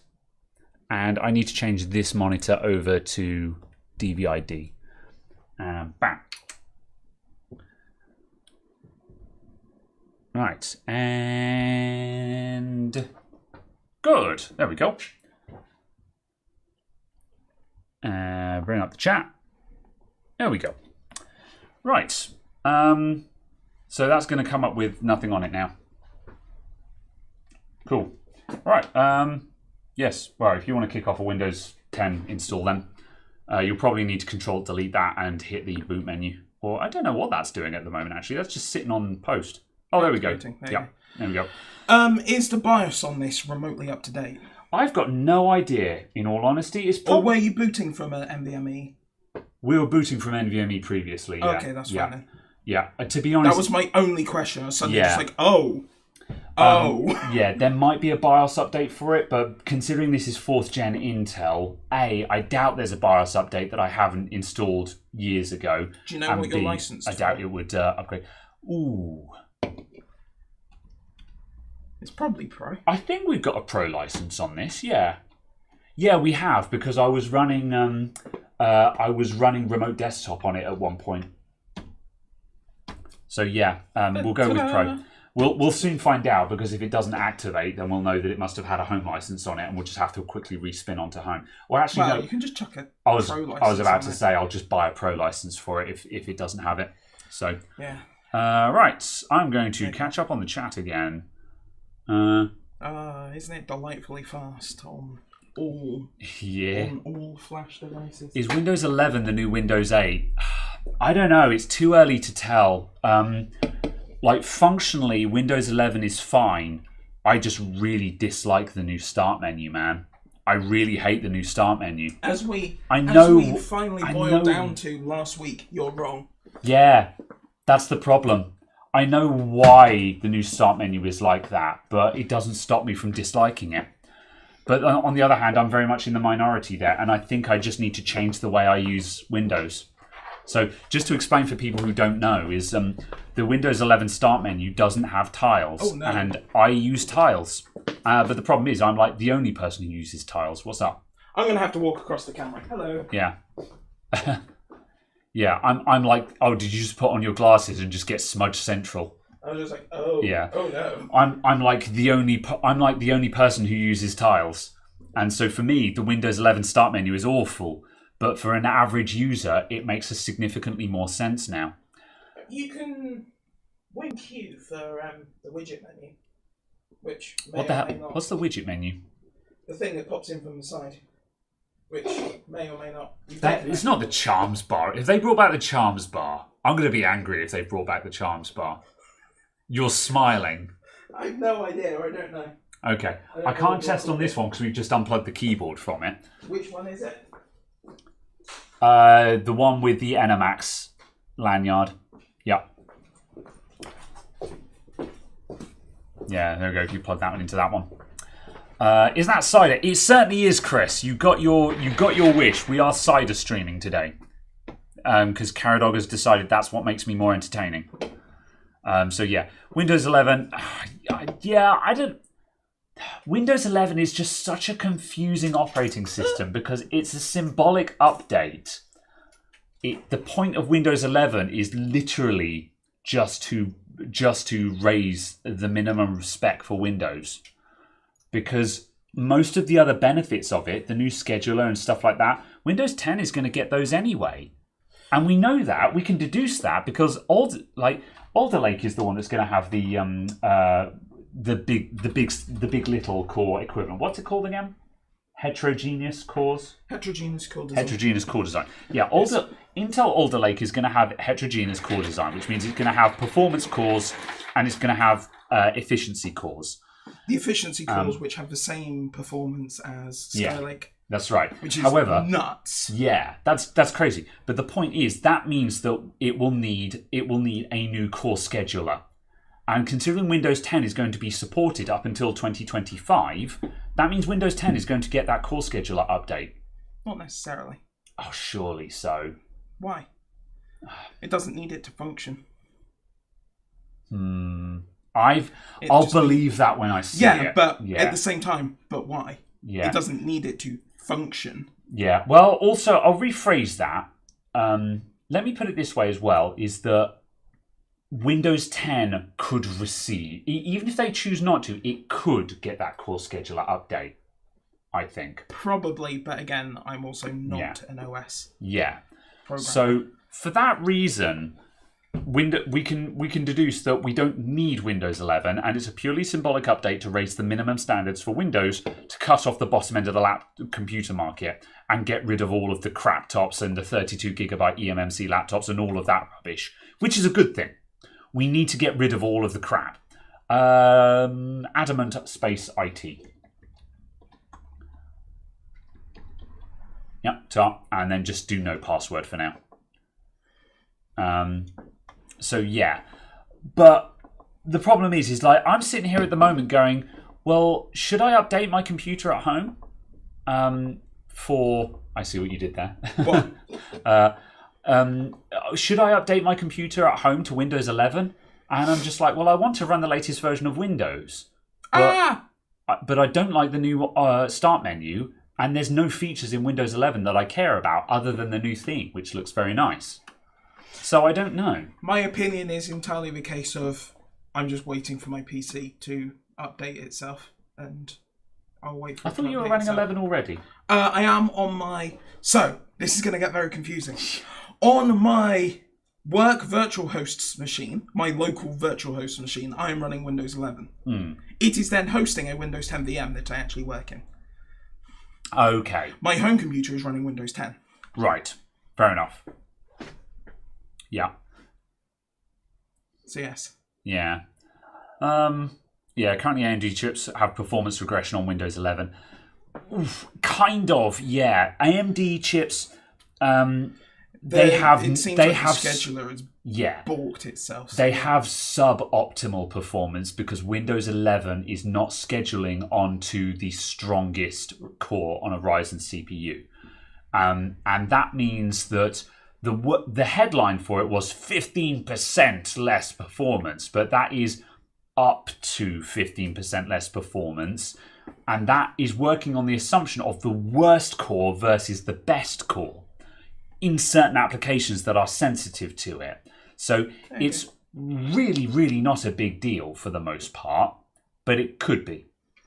I'm just going to grab a wireless adapter just so we can get this thing online, because that's the fastest way to get that online.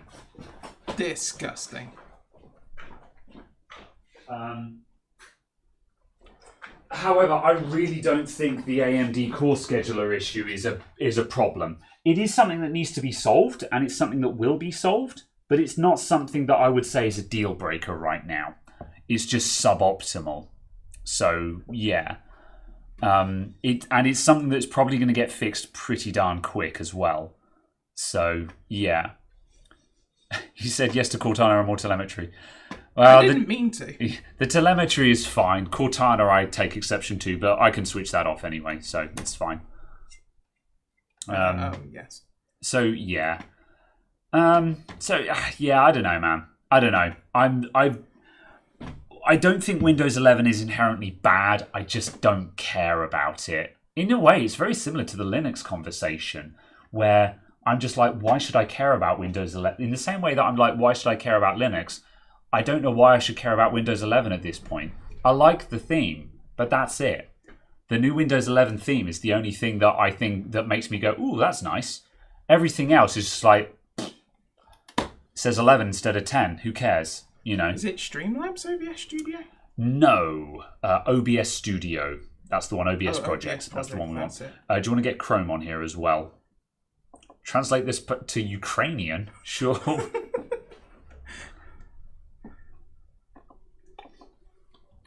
Let's see. Why aren't you using a build server to install Windows? Why the fuck? Because because every computer that I install will have a slightly different setup. You use a build server when you're in an office environment, and every computer is exactly the same. 65 identical computers. But for a local computer shop, every computer I'm going to set up slightly differently. So there's. I presume you want the Game Ready driver. Yeah, Game Ready is fine. Oh yeah, they've not split out the 10 series into a separate driver, have they? I forgot. Yes. Intel chipset drivers. Yeah, that's fine. I'll let you crack on there. Wiki drivers, no thanks. Ava Media USB device. Sure. Yeah, it's picking up drivers for hardware. Yeah, so that's fine. Whatever. Yeah. Intel Download Center. Yeah, using a Microsoft account, I prefer to set up with a local user account and then log in with a Microsoft, and then I log into a Microsoft account on my local user account because the local user account is much easier to deal with when you're troubleshooting. Don't care. And logging in with a Microsoft account from the get-go is annoying. When you need it, when it causes a problem, it's a big problem. But it's just a question on how often it does cause a problem. So, did I put a 1080 Ti in there? No, this is a 1070 in this. And it's got a 1070 in it because we encode on NVENC. But also the driver for the 1070, the 1080, the 1050, and the 3060 are all identical. Yeah. It's the same driver download. I just entirely forgot. You like how Bing suggests a sketchy driver site first. That's my problem with Bing. Like, yeah, Well, Chrome will do. Google will do exactly the same unless you block ads because it was an advert.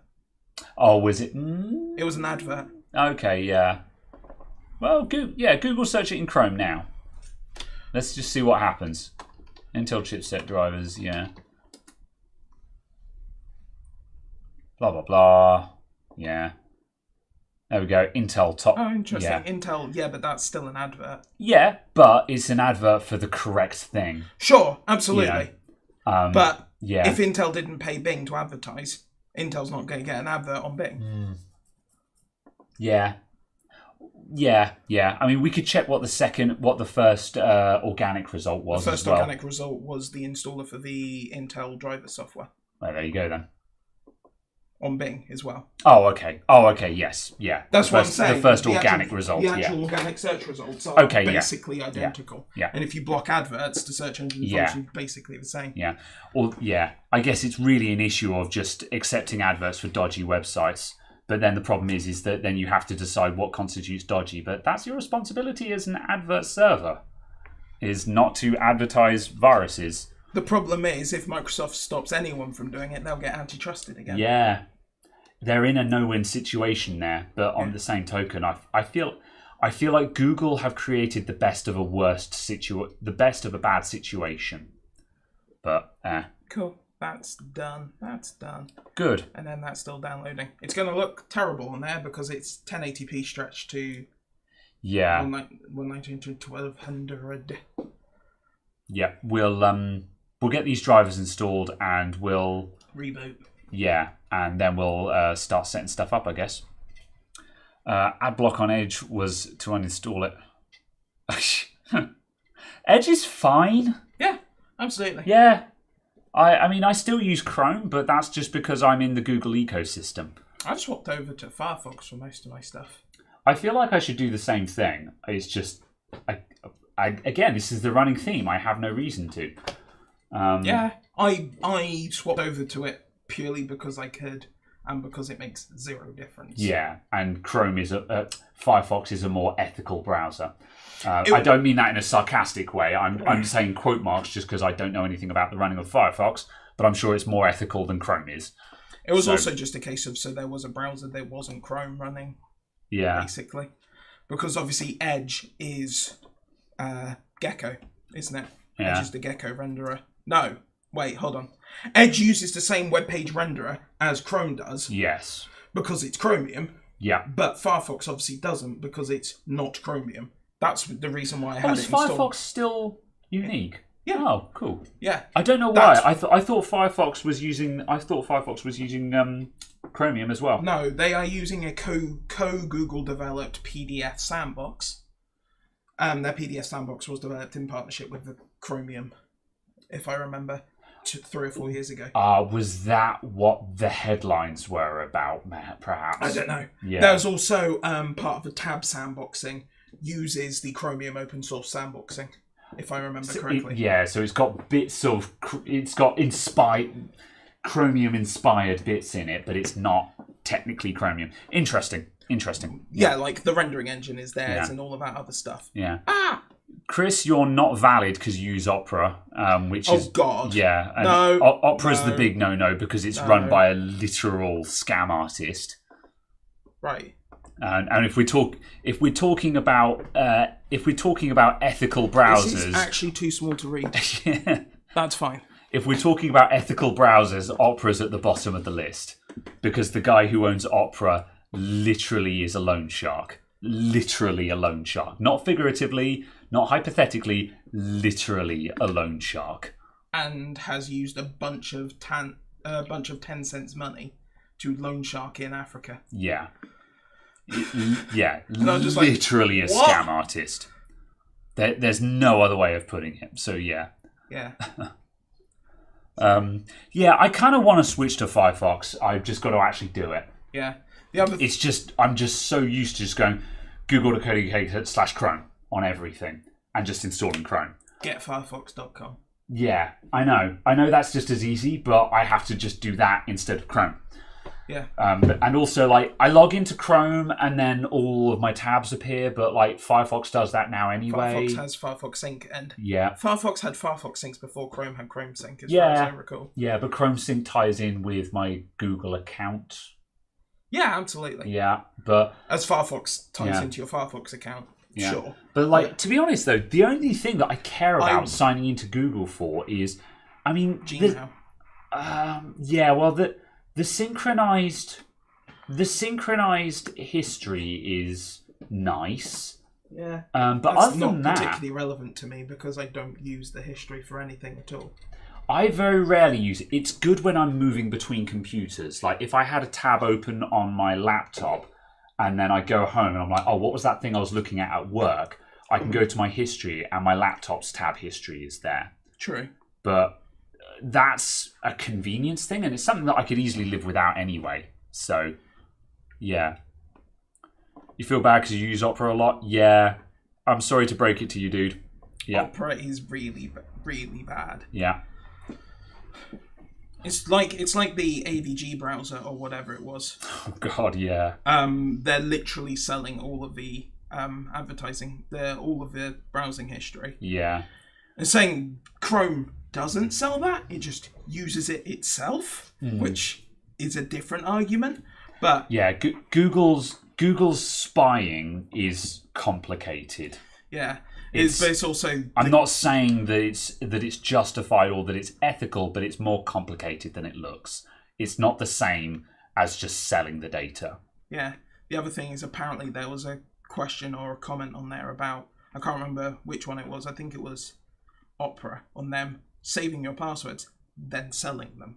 Oh, really? Is that confirmed, or is just or is that hearsay? Because of the way that the syncing was set up. Yeah. Yeah. Let's see. Someone else. Quite a few people have said Brave as well.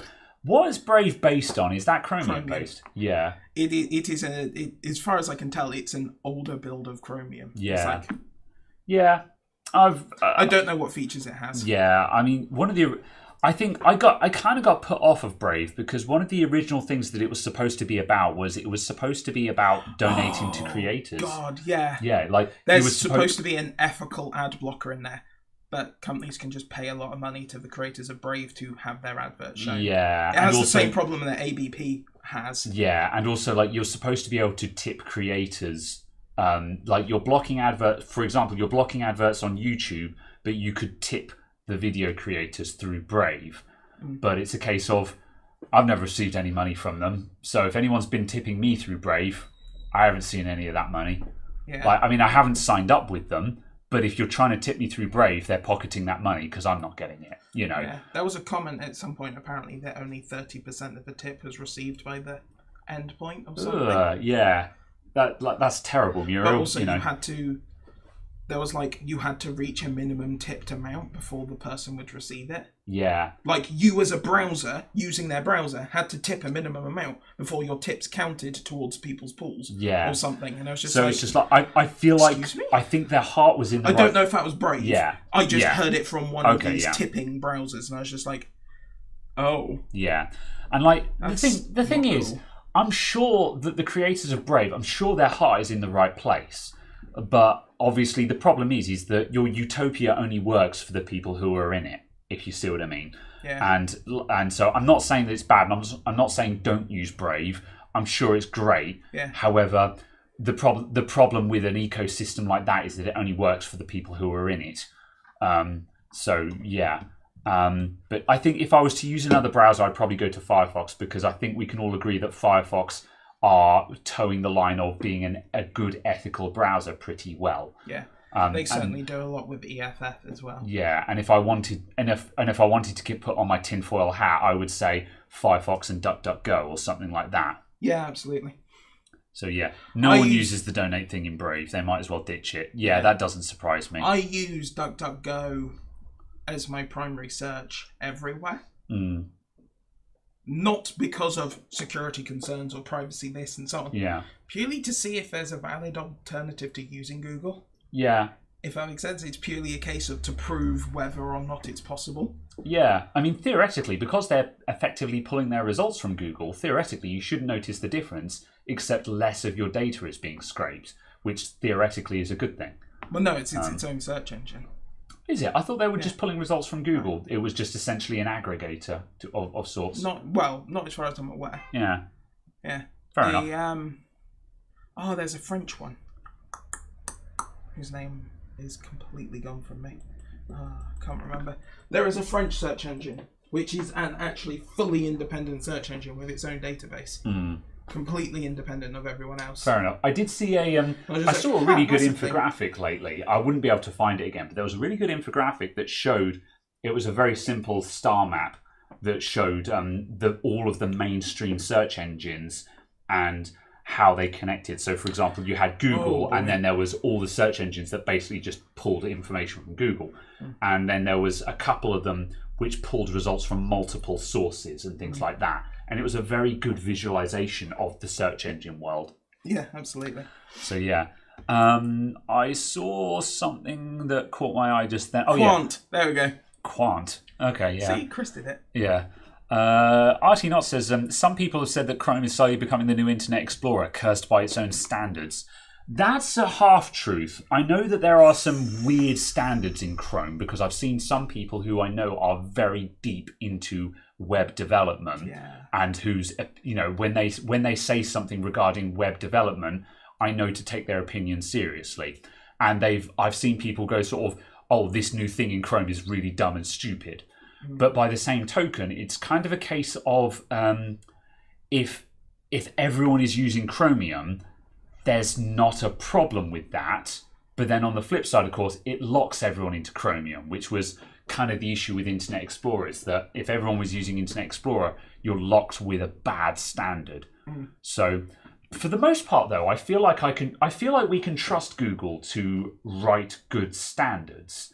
But the problem is that when you do as much as Google does, there's always going to be a couple of frayed edges here and there. There's always going to be something that's less than ideal, but just something that was implemented because that'll get us by for now, kind of thing. The thing is, well, that's reasonably good, is that an awful lot of the standards they implement are open source. Yes. I think that's why they're forgivable. Because even if they do something dumb, at least it's open source and everyone can scrutinize and improve it. For so much of their stuff, so it is less bad because of that, because it's open source, so people can comply with that standard without having to spend hours and hours reverse engineering it. They can just read the code. So yeah, but there you go. I still use Netscape. Is Netscape still alive? Firefox. Is it? As far as I'm aware, the Firefox Foundation bought the Netscape entity and then rehashed it to build Firefox 0.8. That's really cool. If that's the case, I didn't know that. That's what it was. I can't remember. I don't know if Netscape was actually ever any good. I think Netscape was always okay. It just got eclipsed by Internet Explorer because default browser. I am not old enough. No, me either. Well, technically I am. I just wasn't in the game back then. Like I've seen Netscape. I've used it, but I was 9. Yeah, it didn't have an internet. Well, we didn't have an internet connection until I was... Ask Jeeves, man. Yeah, we didn't have one until I was 10. Year 7 in school in the PC labs typing in "Ask Jeeves, are you gay?" That was year 7 for me. That was the height of humour back then. That was hilarious. I'm pretty sure if you request browser engine and from JavaScript in the page, it returns Mosaic. Fair enough. Windows still installing and updating. Use Manjaro full up. Yeah, I mean, maybe. We're ready to go. I'm just waiting on Graham. Yeah, pretty much, yeah. We've had a mix. We've been downloading some stuff. Bearing in mind, we're downloading on a connection that we're also streaming off of. We're downloading over wireless. I mean, the thing that took the longest was the fact that... And also, yeah, this is also 4th gen Intel. Waiting for that. Yeah. Right, we have OBS. Fine. Okay, right. What I'm going to do now... I can't believe you're seriously considering actually using a computer with this. What's wrong with that? Many things. Yes. It's usable, though. It's usable. It's too... The trackpads on these keyboards... an ice pick for opening a bottle of wine. The trackpads on these keyboards are terrible, but it's too convenient to use anything else. This is too convenient for anything else to be viable, is basically my opinion there. I'm going to put this on the floor so it's out of the way, and then I'm going to sit down before I fall down. I'll get knocked down. But I'll get up again. Let's put that over there. Okay. Very good. So, how are we going to do this? I can connect some things to it. Right, I'm going to grab a stool and sit down. Let's go. Right, okay, so setting up OBS. Bloody hell. We need the screen. I don't know. The screen that I'm actually looking at is like 2 meters away from me. I feel like what we should do now we're doing just talking heads is move that camera. Yes. Because then you can swing that screen across. I can. Do you want to move that camera? Yep. Where are we going to? About there? Yeah, wherever you think. I'll put you in charge of the camera. It's fine. Cider tub thumping, the new Adamant IT pub. Chris, you read us concerningly well. Next question. Right. Update the Microsoft Store apps. That's actually a good idea. Legitimately, that's actually a good idea. Although, before I do that, I'm going to uninstall the junk. So, let's see. 3D viewer. I'm never going to use that. Goodbye. Let's unpin all of this. Unpin all of that. Let's see. Feedback hub. I'm never going to use that. Go away. Let's see. Solitaire. Never going to use that. Mixed reality portal. Never going to use that. I'm aware that there are some things here that I will also never use, like the get help. However, this one you can't simply just click the uninstall button.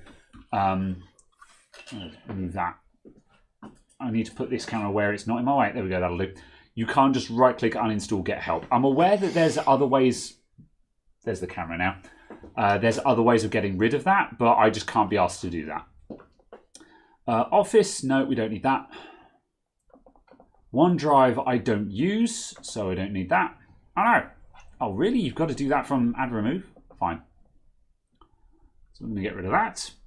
Try Windows 10 debloater. I don't like debloaters because the amount of time it takes to customize a debloater to do what you need it to do, you could just do it manually.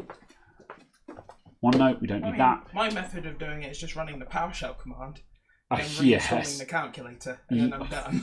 The PowerShell command is a little bit aggressive, in my opinion, because also that's going to strip out all the Xbox gaming stuff. I don't need that on a machine I'm typing in Office for 12 hours a day. Oh, that's true. We don't need that on this, yeah. That's what I'm saying. But it's difficult to put that back afterwards. Oh, yeah, that's absolutely. the problem. But, yeah. Yeah. Don't need that. Don't need that. We don't need that. And I think that... Oh, Paint 3D can go as well. We don't need that. Right, and that will do Right, now I'll run the Microsoft Store updates. Okay, downloads and updates. You can't uninstall the help. Yeah, exactly that. Is Cortana still on? Is Cortana still on? Probably. Let's do some customization here. Right, search. Hidden, because I don't use it. Cortana. Button is hidden. And I should probably check Cortana's settings as well. Cortana. Oh, I hate Really, Cortana just comes up with no results in search settings. Fine. Okay, well I'll do some other tweaks in this while I wait for the Microsoft Store to do its updates. Get updates. Just check that again. Right, we're going to go. Firstly, just for the sake of everyone's ease, I'm just going to bump up the DPI just to make everything a bit easier to read. And I'm now going to go notifications settings. Well, the scaling for DPI. Yes, sorry, the scaling. Yeah, I turn off all of that. Personalization. I'm going to go themes. Give me that. Start. Don't show me suggestions, but do show me the most used apps. Taskbar. Show me everything. It makes me incredibly sad that Windows 11 you can't just show all on the taskbar. That's another setting that's been removed in Windows 11, and I'm like, why take that away? What benefit does it serve to remove that? I'm very sad about it. So, yeah. Let's see. Windows 10 Spectre has no bloatware. Well, what bloat is left in here? That's my question to you. How do you even activate Cortana? That's a good question. I wonder if saying Cortana disable Cortana. Maybe. Don't forget to install WinRAR without paying. No, but we do need 7-zip. So I'm going to get Chrome and 7-zip going on here. Did you download? Yeah, you did install Chrome. Yeah, downloaded and installed. I just didn't actually pin it anyway. Let's get some stuff pinned. Right, pin to start, pin to taskbar, and we also want File Explorer, pin to start. See, this is what I can't do in Windows 11, and this is why I'm hesitant to upgrade, because I want to arrange this in a useful way. I want to start putting stuff in. Let's see, OBS, OBS. I guess the other thing as well is I only use like 6 apps, so it makes so little difference. Yeah, see, I guess the main difference for me is both this computer and my computer at home I use for streaming. And so straight away, I have a separate category that's got OBS Studio, camera settings, Handbrake, and just stream-related stuff in it. Which just immediately is why I want tiles and why I want to arrange those tiles into groups, because I group apps together based on what they're for. So I put all of my streaming apps together, I put all the basic stuff together, and so on. So yeah. What does WinSlap do that I can't do manually here? Answer me that. Can you set up Windows camera settings as a tile shortcut? Good question, well presented. I don't think that camera settings are actually going to help me. I'm just going to plug the face cam, the C920, into this computer so we can start getting some stuff coming in. I'll just grab the Logitech stuff. Yes. Don't install it quite yet though, because I just want to see what the Windows one will do for me. Which Logitech do you use? That's a good question. I did have Logitech settings. Oh, really? Yeah. Because Logitech settings is the webcam settings app. Oops. Logitech options? Yeah. Oh. You know, so I just did everything for G-Hub. I can't remember now. I don't use G-Hub because that's the gaming app. Yeah. I mean, that's what I used. Yeah. Well, you know what? Do you want to install G-Hub?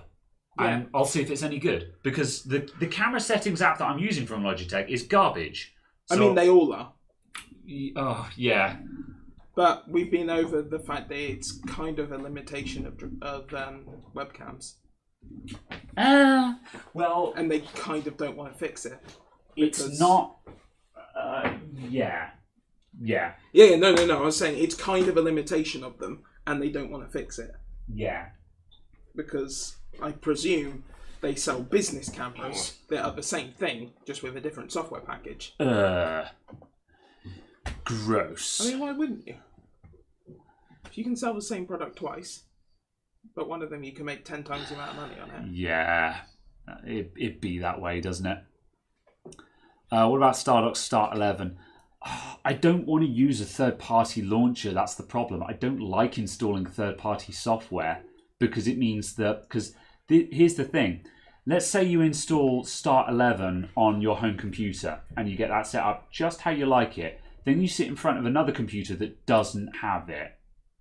And suddenly you click on the Start menu and like, how do I use this? That's... Oh, it was your phone. It sounded like music started. And that's the problem. If you only own one computer, you can set it up however you want.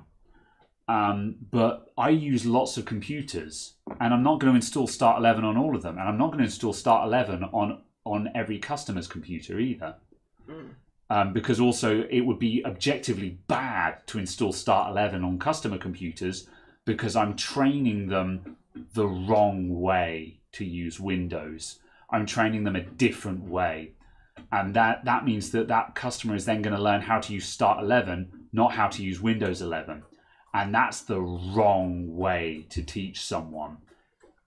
There's a big old horsefly that's just flown in here, and that's going to be really noisy. And it's going to bang off with all the lights. I bet you guys can hear that. I'm sorry. So, had that in Windows. Yeah.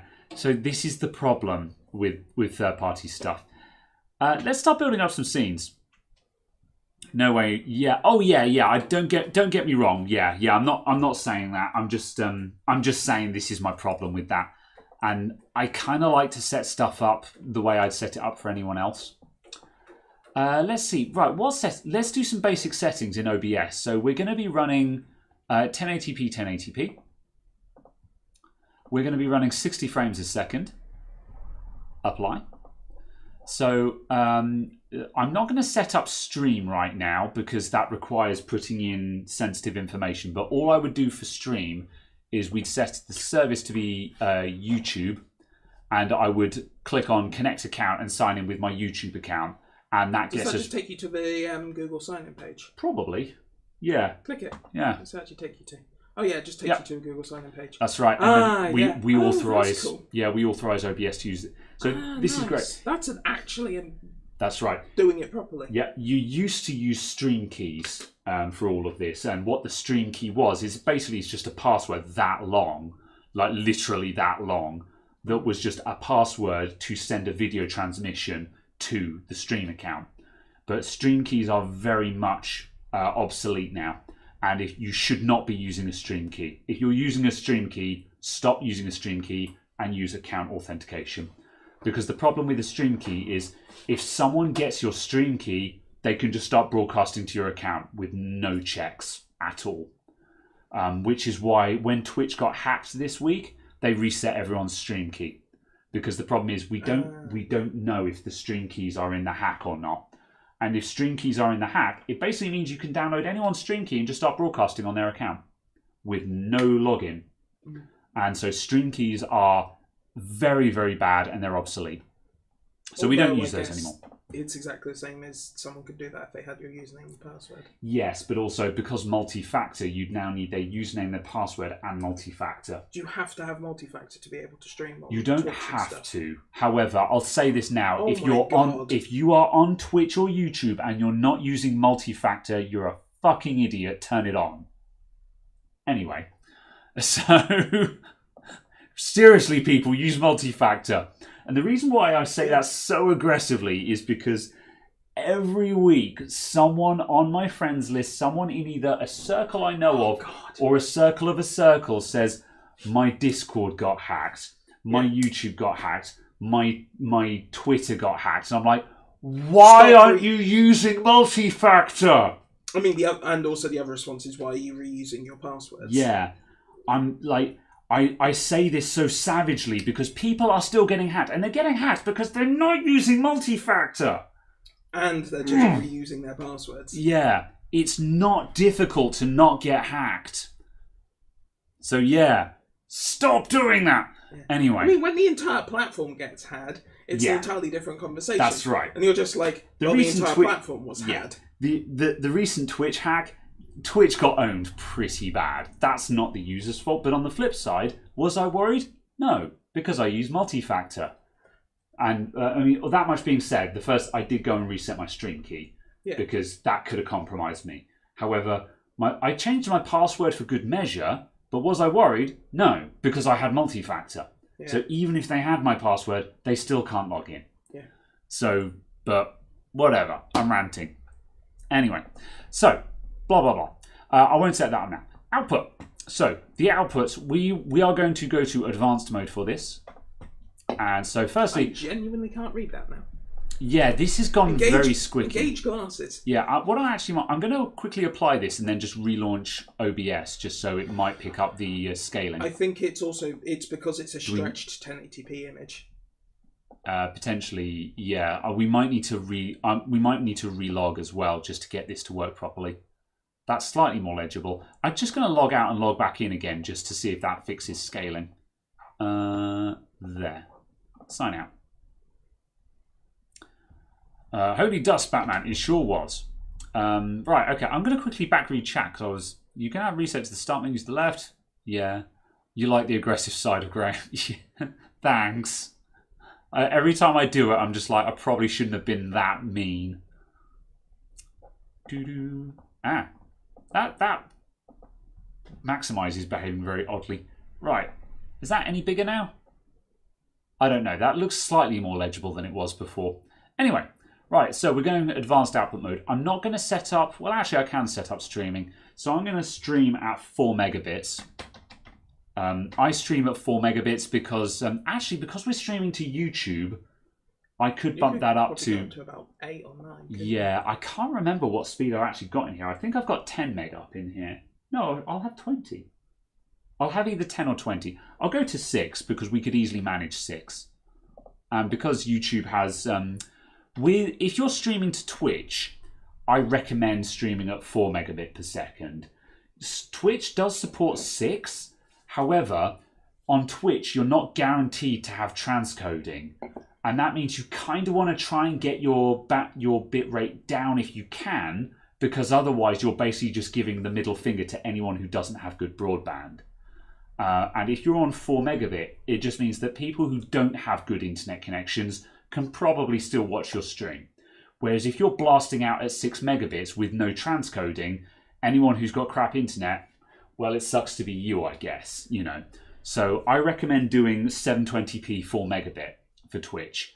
However, because we stream to YouTube, I'm going to go 6 megabit because we could go higher, but I can't remember what my connection is in here. So yeah, so that's what we're going with that. YouTube might not like aggressive Graham so much. Yeah, kind of. You want to change the encoder? Yes, so the encoder needs to be NVENC because we're encoding on NVENC. So I'll now bash that in again for, oh no, we were going to 6, weren't we? 6,000 kilobits per second. And I'm going to go with the max quality preset. If this was a game stream, I would be a bit careful before changing these presets because they'll start having a bigger impact on your computer. So the overhead of running the stream will hit the computer harder. However, this computer, all it is doing is handling the stream or recording. So we can run these profiles on very high and max quality and it'll be fine. And that means we get a better quality encode. So the recording, I'm going to custom output.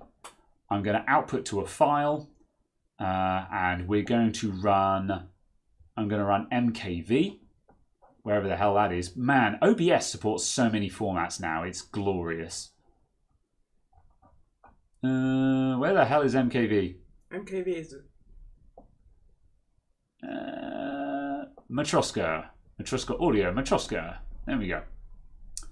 And the reason why we use Matroska is because it is a very widely supported format, but more importantly, if you're recording in Matroska, you can pause the recording, which is incredibly handy for me because it means when I'm recording a repair video, if I get to a point where, like, if I hit something and I'm like, or like if I drop something off the bench and I know I'm going to spend the next 10 minutes on my hands and knees finding a screw that I've just dropped, I can pause the recording so I don't have 10 minutes of dead space in the recording, which is very, very useful in editing because there's just less dead space that I have to cut out.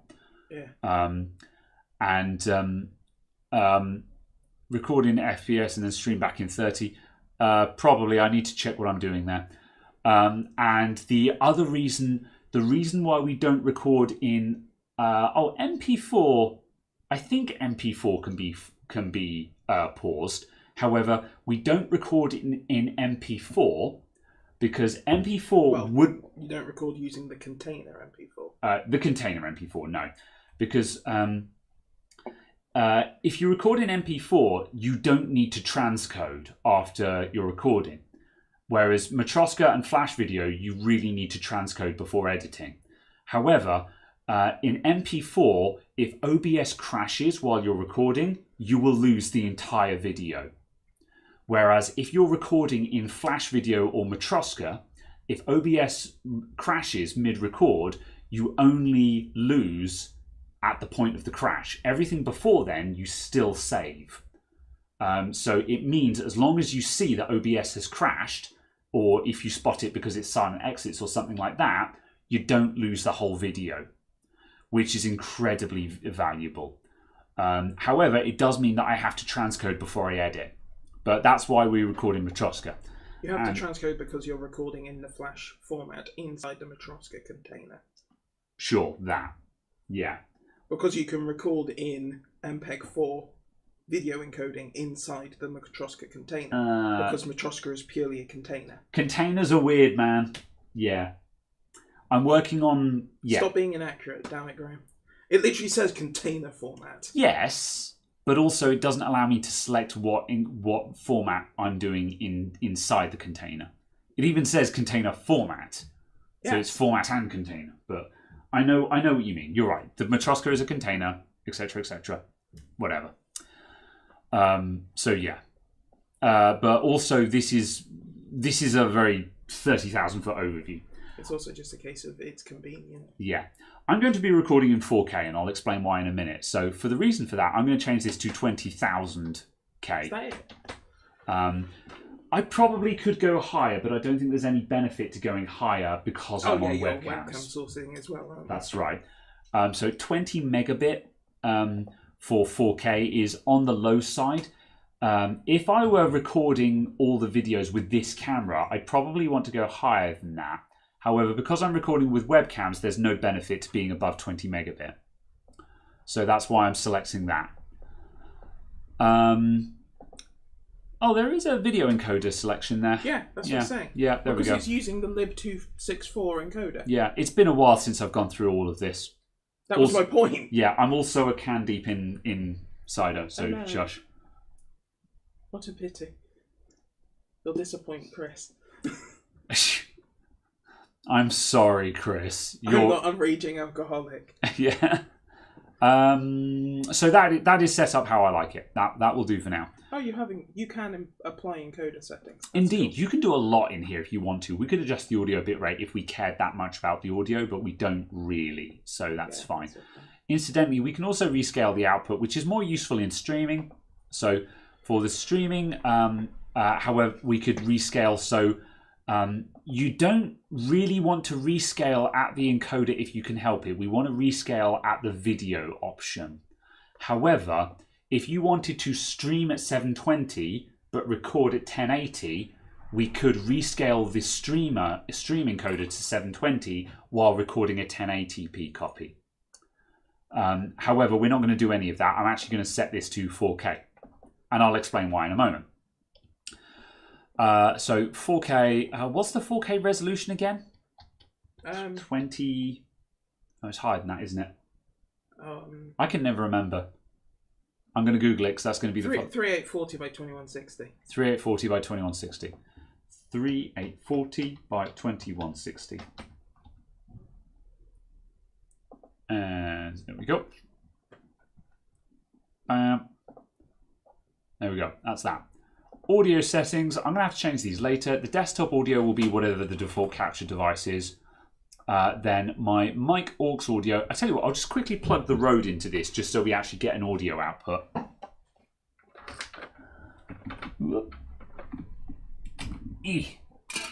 Unplug. And I'll plug that in down here. Where's the hell's the mic? Oh, it's not a USB one. No, the Rode is literally plugs into the mic port. Oh, that's cool. Okay, so our mic aux audio is just going to be our, let's see. Oh, that's interesting. It hasn't popped up there. We might have to reopen this for the audio things. Also, I don't care about the weather. News and interest, turn off. Let's just open settings again and see if those audio things have updated. It has. There we go. High definition audio. Apply that. So now we have a microphone input. Okay. So now, as you can see, we now have a microphone input down here because we plugged in the Rode microphone. So we've got desktop audio, which is sound coming from Windows, and we've got the mic aux, which is coming from the Rode microphone that I've plugged in. And the default volume on that actually looks very good, but we'll go over this a bit more in a minute. So on the left here, we have scenes. And on the right, we have sources. So a scene contains multiple sources. So what we'll do first, let's rename this scene and let's call this face cam. So rename, and I'm going to call that face cam. You can call these whatever you want. This is just what I call it. And I'm going to add a source and I'm going to add a video capture device. And I'm going to call this C920, which is the webcam I'm using for face capture. So now we're going to select my HD Pro C920. Hello. Hello. Which is, I'll just align this to be here. And the cable won't reach, so it's over here now. And OBS by default isn't going to get a lot of help from the drivers for this. So we're going to manually specify what we want this to run at. We're going to run at 1920 by 1080. And by default, it will try to match the output FPS. So if we're at 60 frames a second, it will try and run 60 FPS. But this is a 30 FPS camera. So the maximum auto select is 30. So I'm just going to set this to highest FPS. And it will just do what it can, basically. Technically, I could put that to 30. But highest FPS is a good baseline because it just means that it will just auto select the highest it can. And I don't need to change anything else here. So we can just do OK. So now we've got a 1080p source on a 4K canvas. And notice how that's taking up a quarter of the picture. So that's our first camera. And so actually I'm going to change this. I'm going to rename this. I'm going to change this to 4K tile because this is how I would set up the main thing. So now, did I plug in? Yes, I did plug in the thing. So let's get this guy in place. Now we're going to add the Brio as well. We need the 50 Hz anti-flicker. We do.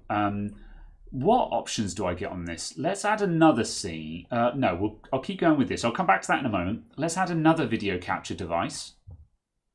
And we're going to call this Brio, which is the Logitech Brio I use as the main capture camera. Logitech Brio.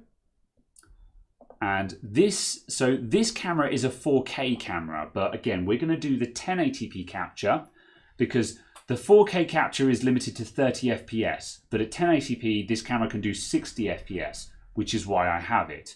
So again, we're going to do 1920 by 1080. And match output FPS, so it's going to go to 60 FPS. Okay.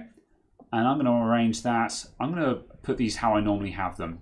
So I'm going to put that one up there, and I'm going to put that one there. And this is upside down, so I'm going to turn this around. So I'll right click on that and we're going to transform, rotate 180 degrees. So now the bench cam is the right way up. So now we have the bench cam and we have the face cam. And you can start seeing how we're building up how I record the video now. So the next thing I want to do is I want to have the capture card. So video capture device, and I'm going to call this Live Gamer HD2. Can't remember if there's a space in there. There was. And we're going to add in the AverMedia Live Gamer. And again, I'm going to manually set this to 1080p because this could be capturing at multiple different resolutions. So I want to manually tell it, just display at 1080p, nothing else. And I'm going to put that down there. And that's that. And then the final one I'm going to add is a desktop capture. So we're going to add in a display capture. Now, if you're streaming games at home, don't ever use display capture unless you know what you're doing. Because display capture literally grabs everything going to the monitor. Now, the reason why this is dangerous is that if you accidentally open private information, that's going out on stream. If you are at home and you're setting up for Twitch game streaming or something like that, you don't use display capture, you use game capture, or you use window capture. Because those ones will just capture exactly what you tell them to. And if a notification from a screen comes up saying from someone, phone number, hi, it's your mum, or something like that, suddenly you've just broadcasted your mum's mobile phone number to everyone on stream. Do not use display capture unless you know what you're doing. Now, because I record for YouTube, I'm recording locally, so I can use this because I can edit all of that stuff out. However, if you're live streaming, display capture is incredibly dangerous. And you should absolutely, like, when you're experienced and you know what kind of things might appear on your computer, at that point, you can roll those dice when you're a hero. However, if you're new to streaming, do not use display capture unless you know what you're doing. But unfortunately, there are some games which just have to be display captured. So now and then you will need to do it. So yeah. So yes, game or window capture for stuff. It is like DNA Electronics said, it's self-doxing.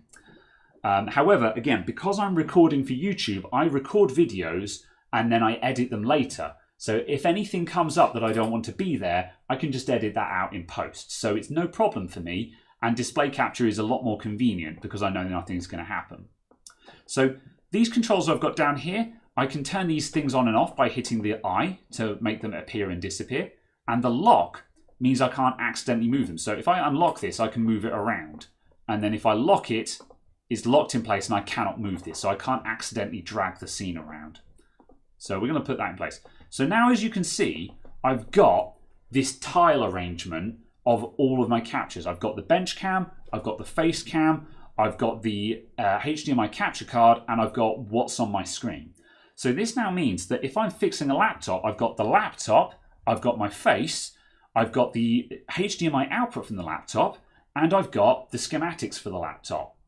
So to record a video now, I hit start recording, and I'm now recording a 4K tile of all of these. And what I do is, in editing, I use Handbrake to crop out 4 1080p videos from this master recording. And then in editing, I can then arrange them however I want. So I've just recorded 20 seconds worth of content. So let's hit stop recording. And if I go to my videos now, there's our video. And there we go. There's the recording we just did. Wow, that's choppy as hell. What's happened there? Something's wrong with that. It's also because you're recording itself, recording itself. What, the display capture? Which probably won't help. The display capture doesn't cause that. Really? Yeah. The infinite mirror in the display capture, that's not a problem. That's just choppy video, and I'm not sure why we're getting choppy video. We have got graphics drivers installed. What's happened there then? We'll just fix that, and then we'll start going through the tuning. Like, we'll get the camera settings right, we'll get the audio settings right, and so on. Coding, decoding. Yeah, something's gone wrong. So let's just see what's going on. Let's just check my settings again. So output, recording. We are on... Oh, we are on... Output to file. 20 meg. What's happened there?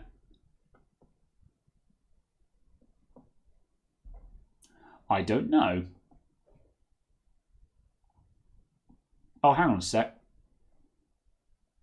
We're not on NVENC. We were just trying to do that on CPU. Right, that's our container format. Whoops. Recording video encoder. I'm an idiot. I didn't select NVENC. NVENC, there it is. Have we got 2 NVENCs? Yeah. NVENC H264. Apply. Right, so the reason why that was super choppy is we were encoding on CPU. And this CPU can't encode 4K video, as you just saw. So now we've selected NVENC in the video encoder, so now we're going to encode on the GPU. So let's run that again, start recording. So I'll now just record 10 seconds. So yes. Do-do-do. All right, there we go. There's 10 seconds or so of recording. Stop.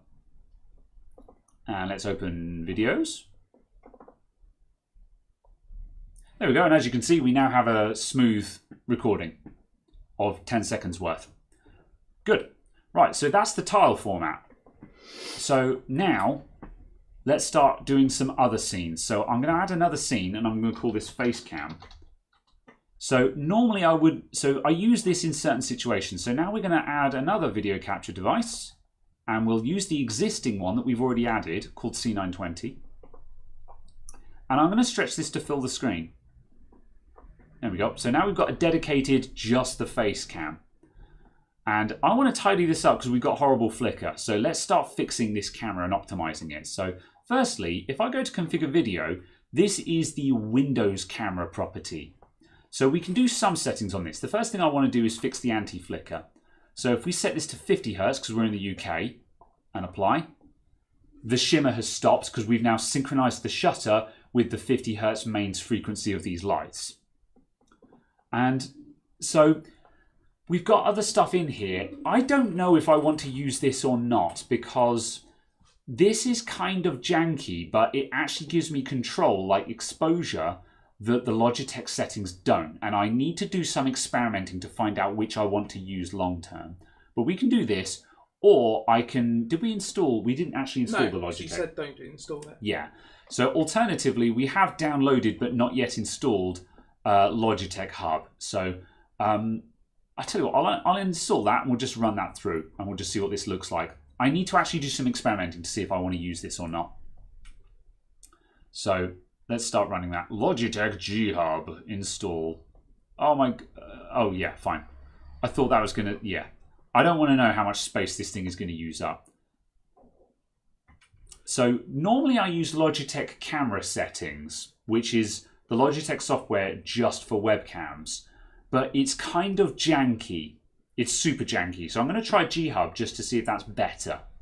So we'll install that and we'll come back to it. While that's doing a thing, I'm going to come back to this and we're going to tweak the microphone settings. So down here, we've got the microphone. So this actually looks all right with the default setup. If I actually clip this mic on, if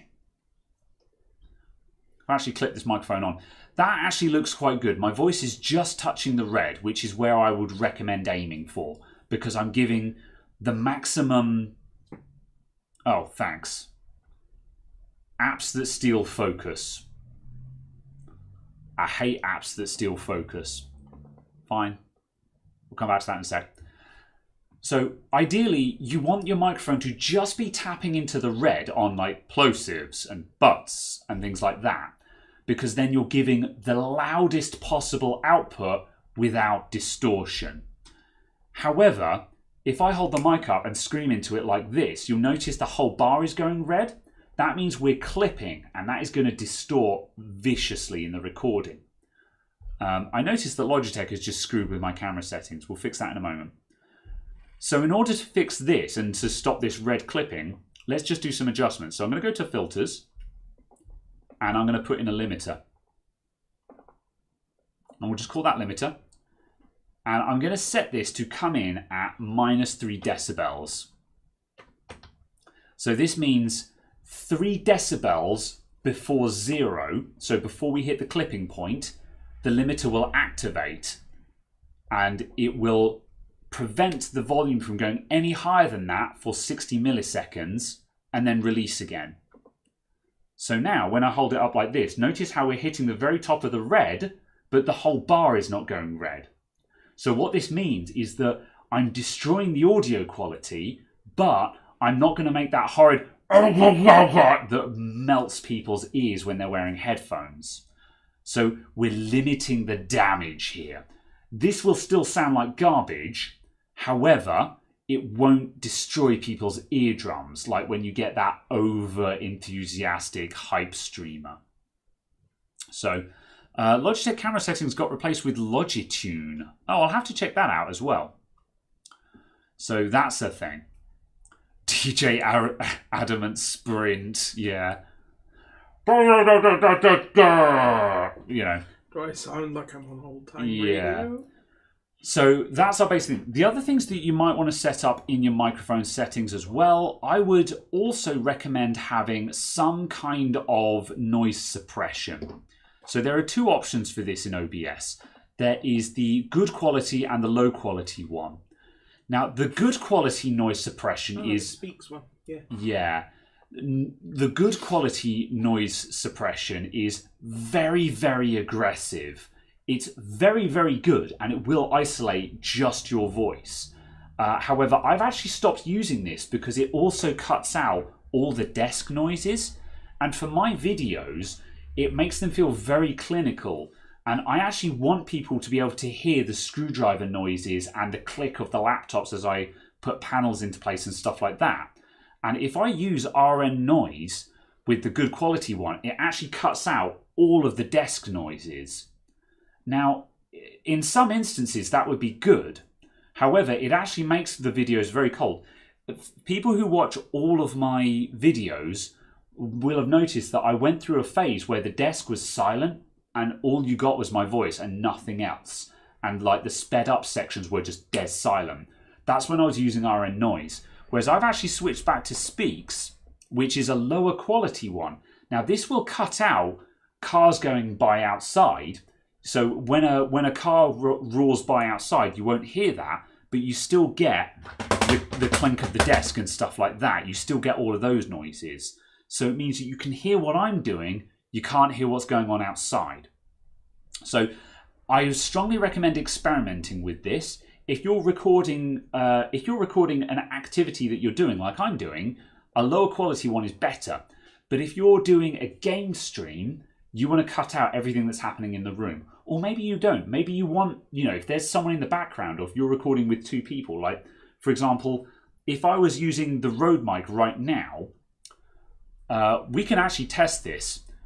With the low quality noise suppression in place, you can hear me now. However, Caradog, say some stuff. Stuff. There you go. So you see how it's still bounced. Say some more stuff. Excuse me, coughing. Yeah. It doesn't cut out coughing, which is quite interesting. Yeah. So no, because that's still voice. You need AI to cut out coughing, I would say. But the important thing is the Rode mic can still hear you right now. Now I'll set it onto the high one. So let's go filters, noise suppression. Let's up that up to RN noise. Close. So now I'm speaking, and try speaking again. Levels. Again? Levels. Oh. It's still hearing you a bit. Yeah, okay. It's still picking up some of that. Absolutely, but it's also a case of I am a voice as opposed to desk noise. Yeah, that's true.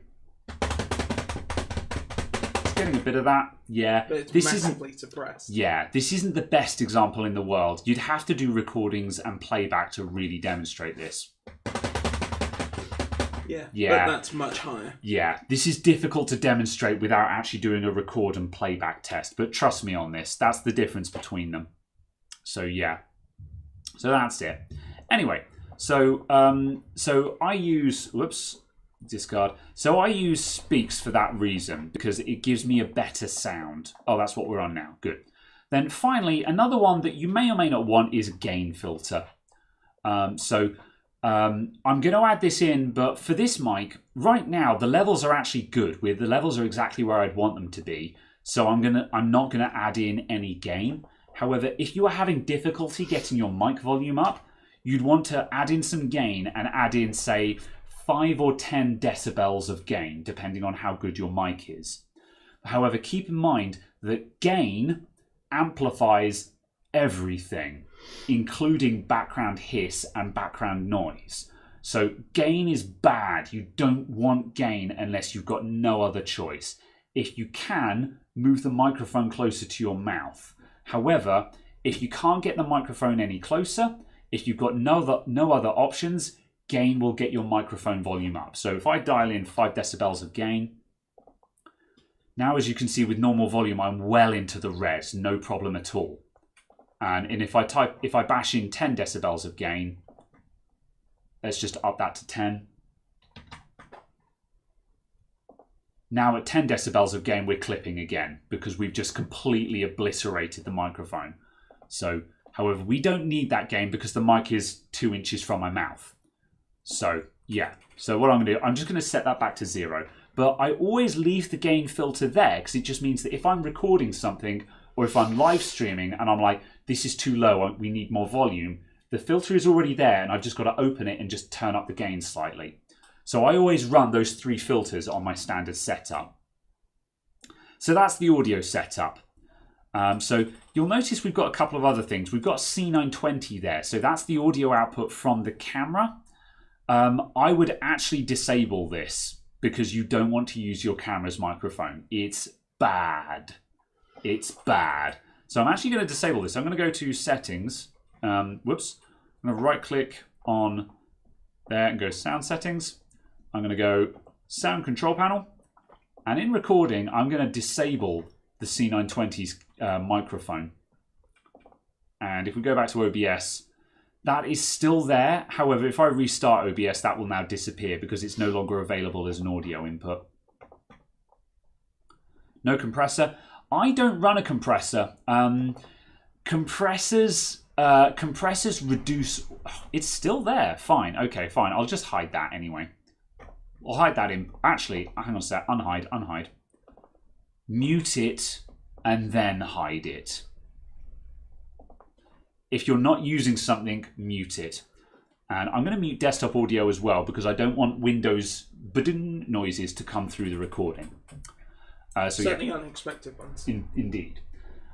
Yeah, compressor. I don't use a compressor because I don't need one. And the reason why you might want to use a compressor is if you're in a very, very noisy environment. Like if we had a fume extractor running in here, so we basically had an air compressor and a vacuum cleaner running in here that was making the microphone very, very difficult. At that point, we would need a compressor because we'd have incredibly high gain and we'd want to isolate just the vocal frequencies. At that point, you want to compress. However, I actually want that dynamic range of being able to speak softly or speak very loudly. And the compressor takes away that dynamic range. So you don't want to use a compressor unless you need it.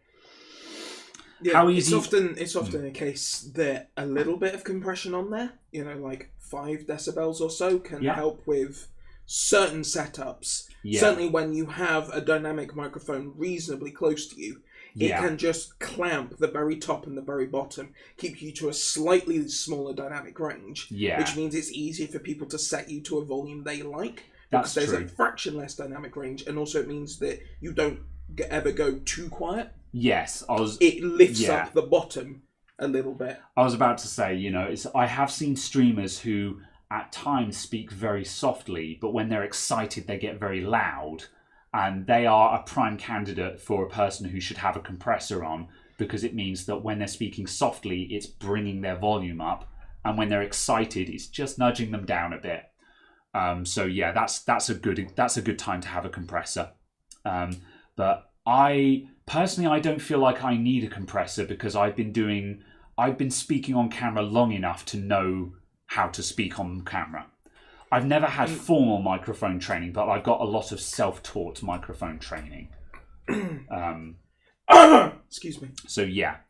And microphone training is basically knowing how loud to speak into a microphone.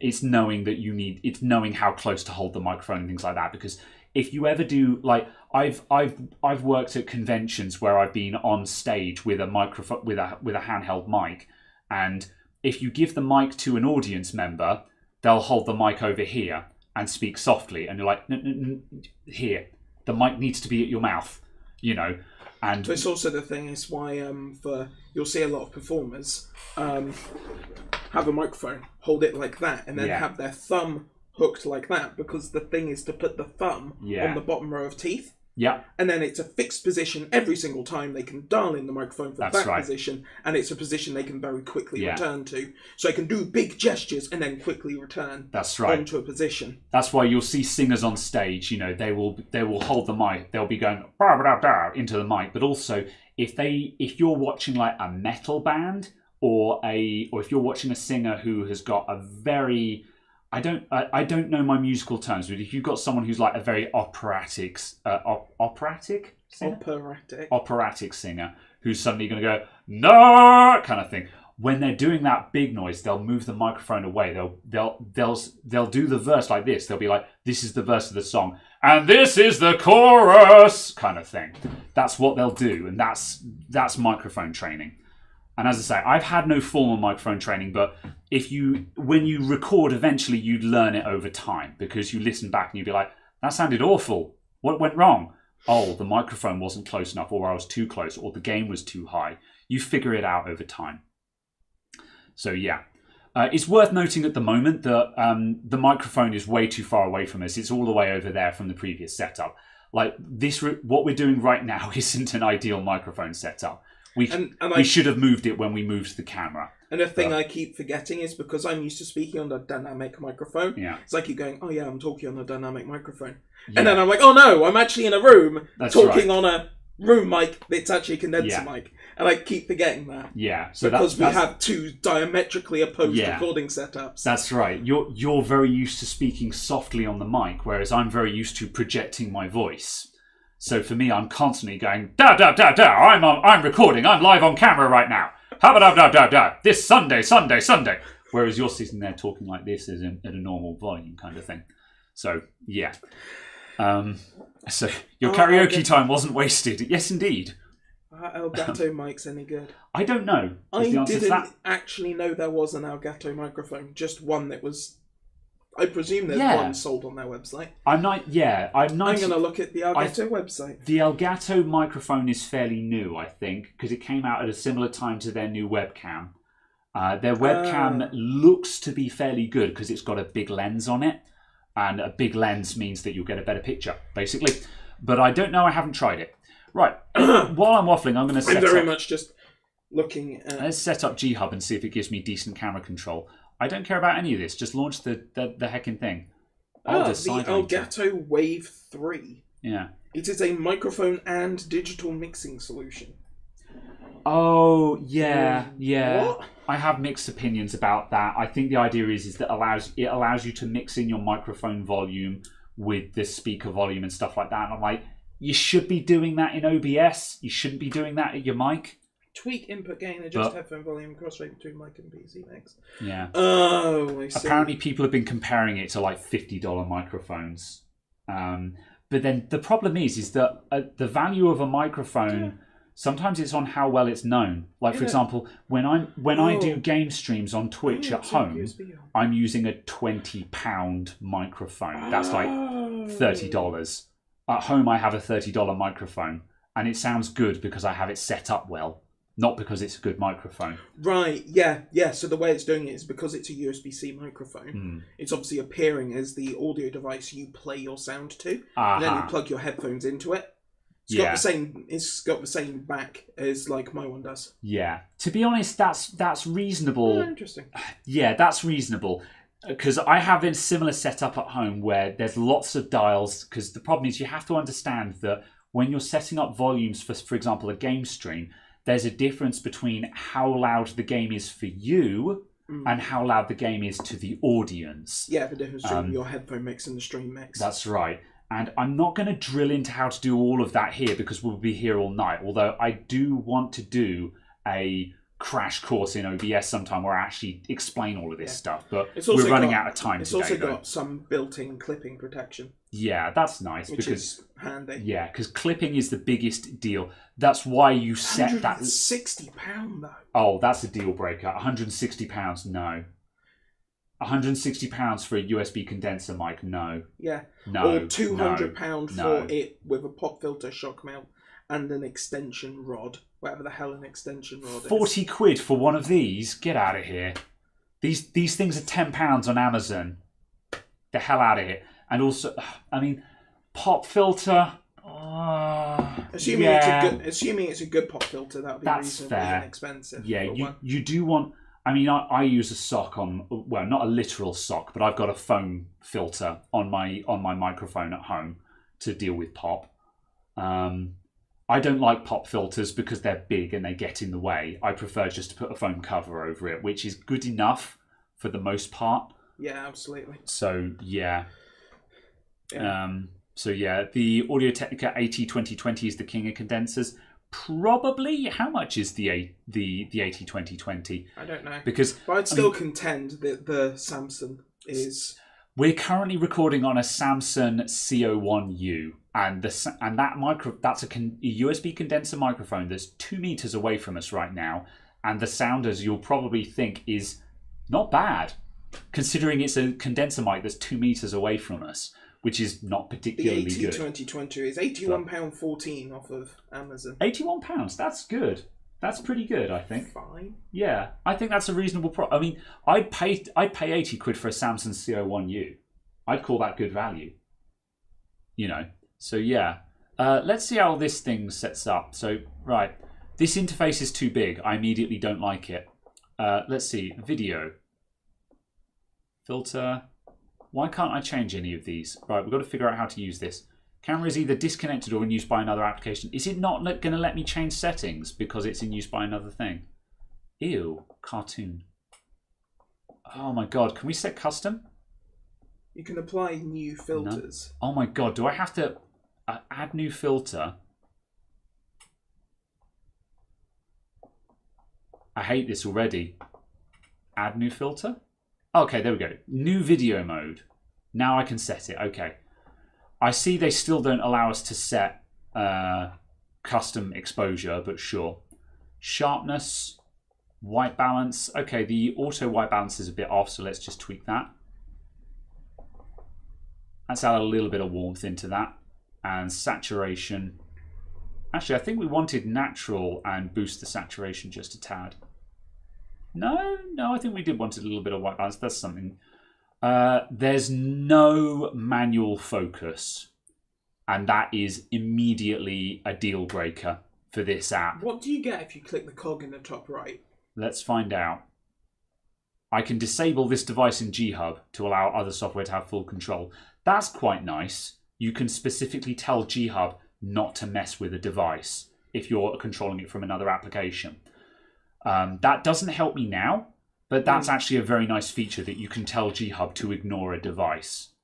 There are certain situations where that is incredibly useful. However, there's no manual focus, and that is a complete deal breaker for me. I have to have manual focus on these webcams because they cannot focus to the short range that I use them at. That's an immediate deal breaker. I'm literally going to uninstall G-Hub now because that's literally a deal breaker. That's not just a preference, that's a I need manual focus. So yeah, goodbye. That's a shame. Thanks for playing. I need to check. Chris, what was the name of the new one? Logichin. Logichin, yep. Thank you. Right, uninstall. Goodbye, G-Hub. Let's have a look at Logichin. And yeah, in the meantime, I've kind of shown how you start getting set up in OBS. So we can start adding more things. So for example, if we wanted the bench cam, let's set up a bench cam view. So I've got the 4K tile, but if we were live streaming, I wouldn't be using the 4K tile view. I would be using a mix, which is what you're seeing. Right now, you guys are seeing a mix where we've got a video capture with our face in the corner. So let's set one of those up. So let's add in a new scene and let's call it bench cam. Bench cam. So we're going to add in a video capture. There it is. So we want the Brio and we want that to be full screen.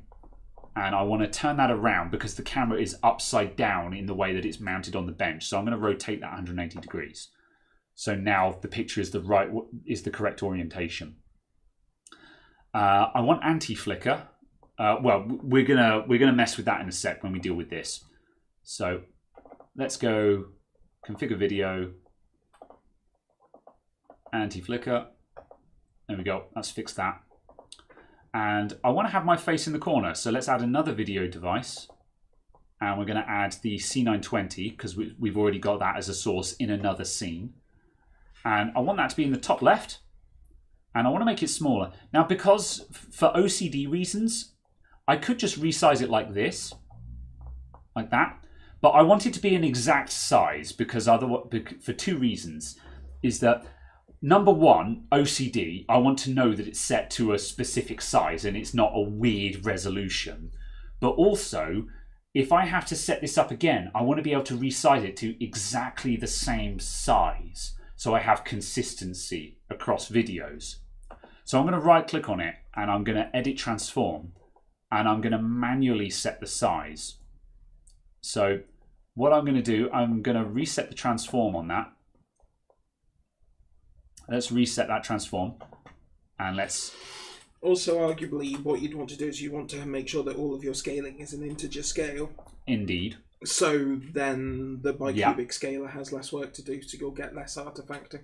Yes. And the size I generally use is 640 by 320. Oh, no, I don't. That's gone. Oh, we're still at 4K resolution. That's why. Yeah, okay, let's jump up to... Let's go to... Oh, no, I don't know the integers for it. I would do 1280 by something. 720, wouldn't it be? 720. Oh, yeah, of course it is. Yeah, 1280 by 720. There we go. That's about the size I would use. So now we've got the bench cam and the face cam. So now, as you can see, we've got a layout that looks roughly like how a video would use. However, look at all this wasted space on the camera. We've got all this space over here that isn't being used and is interfering with the amount of the bench cam that we can see. So I'm actually going to lop a little bit off. So I'm going to edit that again. So let's right click on C920, transform, edit transform, and I'm going to crop like, I don't know, 400 pixels off the right, 500, 600. Because we're at high resolution, we're taking off quite a lot. Normally we'd be taking off like 200. So there we go, let's close that. And if we lock all of those off, as you can see now, we've still got the face cam, but we've lopped that into a square, so we're losing less space up here. And now and in reality, I'd also want to bring this camera a lot closer so my face fills the picture more. So then you don't crop it. Exactly. So it's better to, certainly on webcams and stuff, it's better to have it closer. Yeah. And not crop it because it doesn't have the masses of quality in it. That's right. Whereas obviously with sourcing out of that, it matters less if you crop in by, 2x because the quality is there. What I actually do these days, because we're recording at 4K tile, because we reduce the size of the picture in the corner, I actually crop it in post. I actually crop it in editing. Because that means I can choose where the crop is, because it means that if in that particular video I was standing in a different place on the bench, or I was bent over, like if we go back to, let's go back to our bench cam shot. If I'm working on a board and I'm down like this for the majority of the video, I've gone off shot.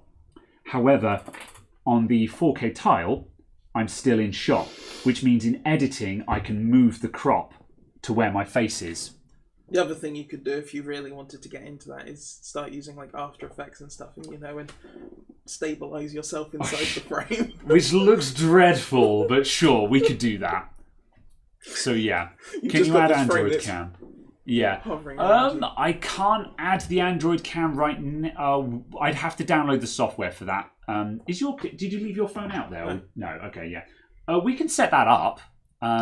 Yeah, let's add in the Android cam. What was that? Irwin webcam. There we go. Let's download that for Windows. So we're using Irwin. I don't know. We're using this. Was this free or was the app paid for? I can't remember. No, it's paid for. Yeah, the app is paid for. To remove the watermark. Yeah, the app is paid for to remove the watermark. However, if you want to use an Android device for video capture, trust me, just get Irwin. It's probably like what, $5 or something like that. It wasn't that much. It's not expensive. Just buy it. The free ones are crap. Trust me, I've tried them. DroidCam's free option isn't terrible, but yeah. Yeah, I don't like DroidCam. it's web-based, so it's really janky at the receiving end, in my opinion. No phone available. Right, are we up? Yes, but we're also connected to the other PC. Oh, we are. Yep, hang on a sec. I need to drop the connection from the current stream. Ooh, did I get Logitune? Not yet. I will download it momentarily. We're kind of jumping around at the moment. We are going to have to wrap up in about 10 minutes, so I'm going to cover a couple more things, and then I think we're going to wrap it up. Let's see. You'll want to kill... Deactivate. You'll need to kill the actual oh, yeah. software. Eero and webcam. Close. Oh, I just moved things, didn't I? Hang on a sec. Facecam, HDMI, clean, HDMI. There we go. That's where we want to be.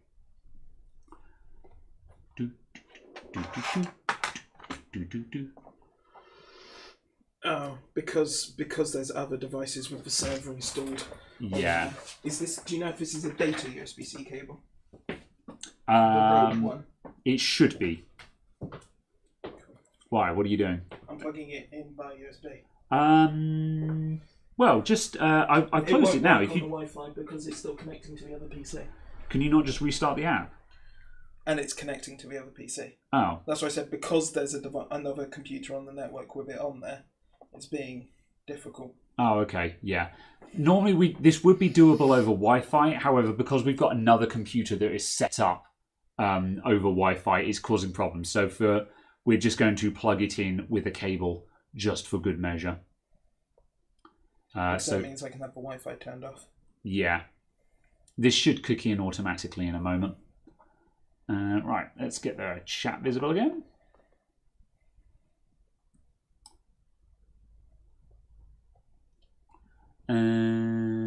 Right, while that does, I'm going to get Logitune.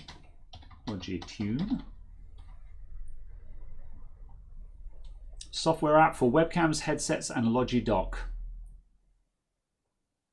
Okay.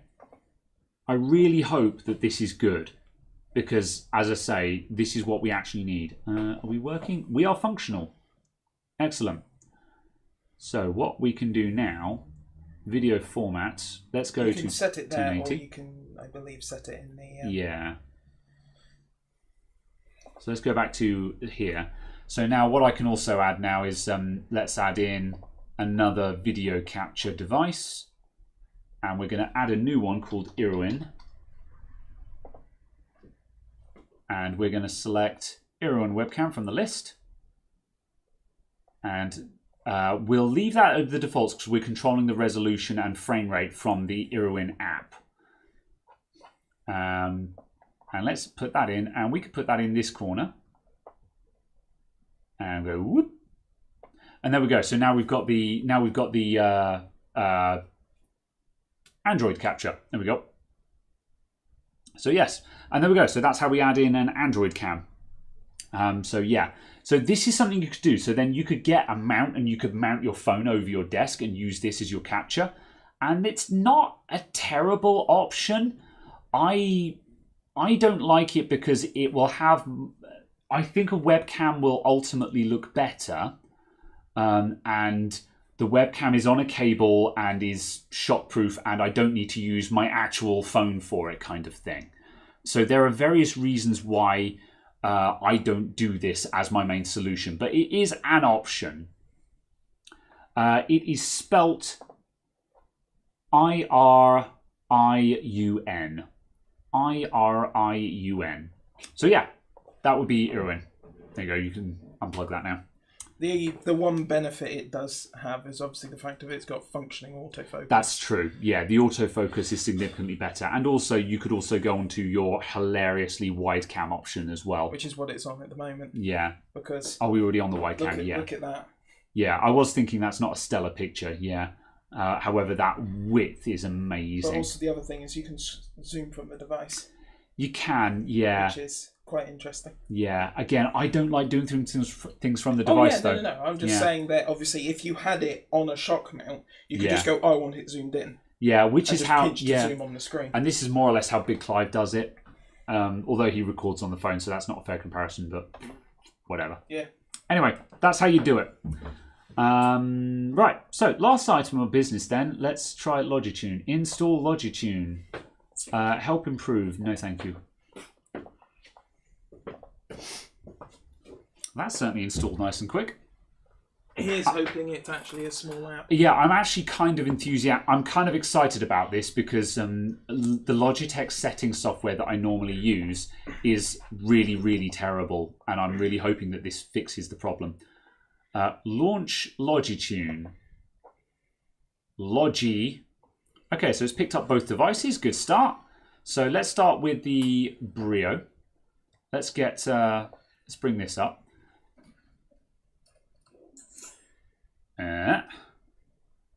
Oops, my thing's gone slack. Let's just get something under the camera to look at. Let's go with this graphics card. So let's bring this in. So I've positioned the camera and we want to make that image look better. So, Logitune. Okay, right, good start. Field of view is right there, so I can immediately go to 78 degrees. So this camera has up to a 90-degree FOV, which gives me a wider angle shot. And I use wide angle shots. I often use wide angle shots when I'm doing desktop builds because I need to get a wider angle because I'm filming something very big. What did you spot? Look at the very bottom, the purple blob. Oh, update available. There's an update for the software you've literally just downloaded and installed. Unless that's talking about the firmware for the Brio camera. It might do. Only thing I can think of that would excuse it. Yeah. Anyway, so field of view, that's right there. That's handy. So I normally... So the 90-degree field of view is nice. However, if I come out and if we just put the edge of the bench... Look at the bottom of the screen and you see how curved the bench looks at the bottom of the screen there? It's not terrible on this camera, but some cameras with a 90-degree FOV have really terrible fisheye on them. So you don't really want to be at a wide FOV unless you need it. Ideally, you want to be at a reduced field of view. So I'm going to come back out to 78 degrees. I could go down to 65, but I think that is just cropping the picture at this point. So 78 is a good medium. So I also want to come out of autofocus because as you can see, that's not in focus. So let's come out of autofocus. And now I can manual focus. Can I manual focus?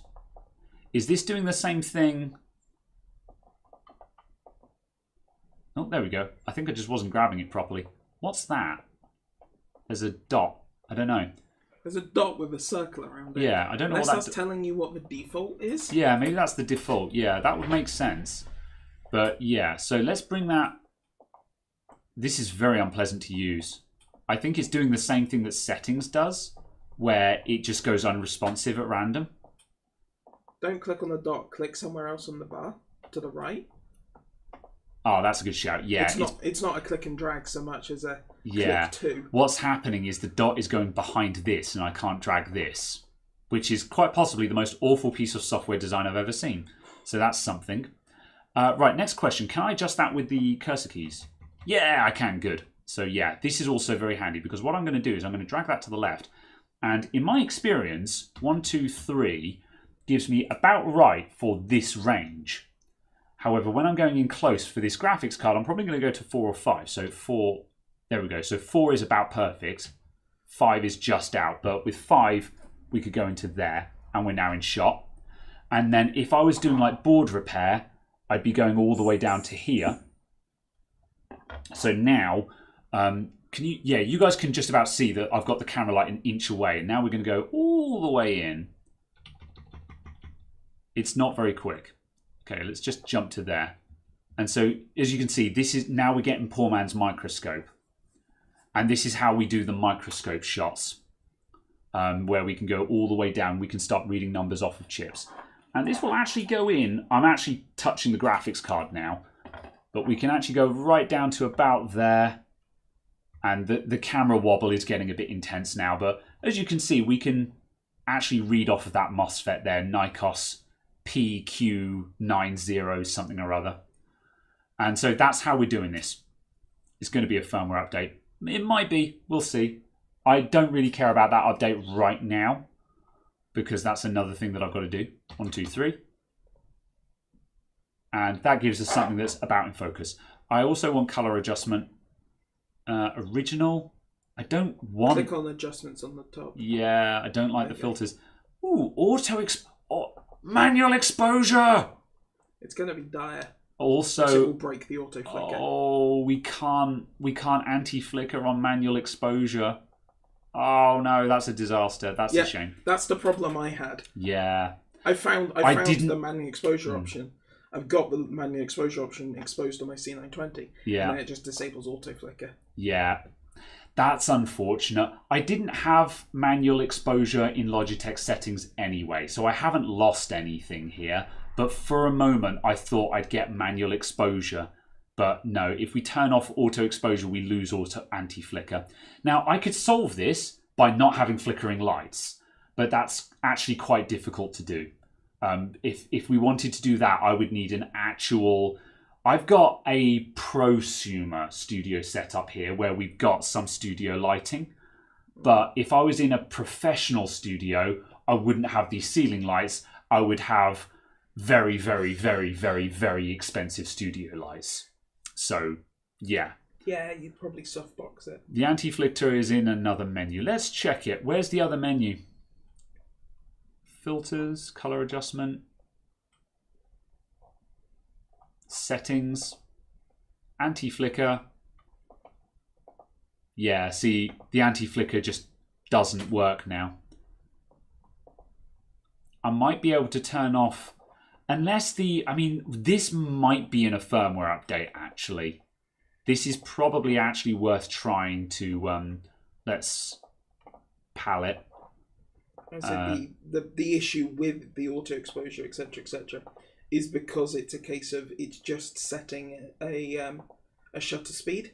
Yeah. So if you go to an exposure that shutter speed can't be used at, it then uses a different shutter speed and you lose the anti-flicker. Yeah. Which is obviously, again, how webcams are less good than, the Handycam and so on.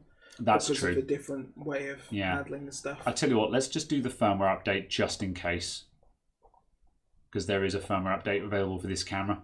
Let's just see, just in case that actually... I doubt this is going to change my world, but it'll be interesting to see if it does anything. I've got a horrible feeling this is going to take a while. If this is how long this is going to take, then we're probably going to wrap up. But yeah. Anyway, this is Logitune we're in. Which actually looks reasonably competent for Logitech software. This is an improvement over Logitech settings. This is my first time using this, so I'm not very versed in it yet, and I'll need some time to experiment with it. But this is better than Logitech settings, so I will actually be running this. Like G-Hub was just like, no, this does not have the settings that I need. Like the fact that G-Hub does not have manual focus is a complete deal breaker for me. Like you should never be using autofocus on a webcam because webcams have a nasty habit of hunting. And what I mean by hunting is you see it on some streamers now and then, some game streamers, you'll notice that their face just randomly goes out of focus and back into focus. That's their webcam hunting. Just now and then the webcam will just think, oh, and it will just focus out and back in again.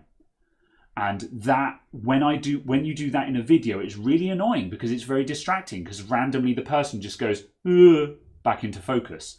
You always want your camera on manual focus because you're always going to be in the same place. So it should always be focused in the same place. So you can say, no, this is where I am. Like if the autofocus worked as well as this camera does, like on this camera, as Cowdog will love to show off, and I'm in focus, aren't I? You are now. I am. Good, there we go. It tried focusing on me over your shoulder for a second. Yeah. And then went, no, the big one. But yeah, notice how that autofocus actually works. However, with this one, it's a... right, this camera is on autofocus at the moment. Let's go back to the face cam a sec. So if I do that, it has focused. It's hunting a little bit there. It is very much hunting. Oh, that's hunting. That's hunting big time. That's on the background at the moment. Like, it shouldn't be rocket science. Yeah, there we go. It's got the hand now. but it struggles. However, the problem is that on the Brio, when you try and focus it on the graphics card like I was doing there, we can't do it at the moment because Logitune. Oh, there we go. It's done it. Firmware updated. Agenda. You can connect your calendar to it. Why? Why my calendar? Why does Logitech have an agenda? Damn it, Logitech. Oh, well. Right. Well, that's interesting. Oh, no, it's just stolen focus from the camera. Okay, now I have to close Logitune and reactivate the camera in OBS.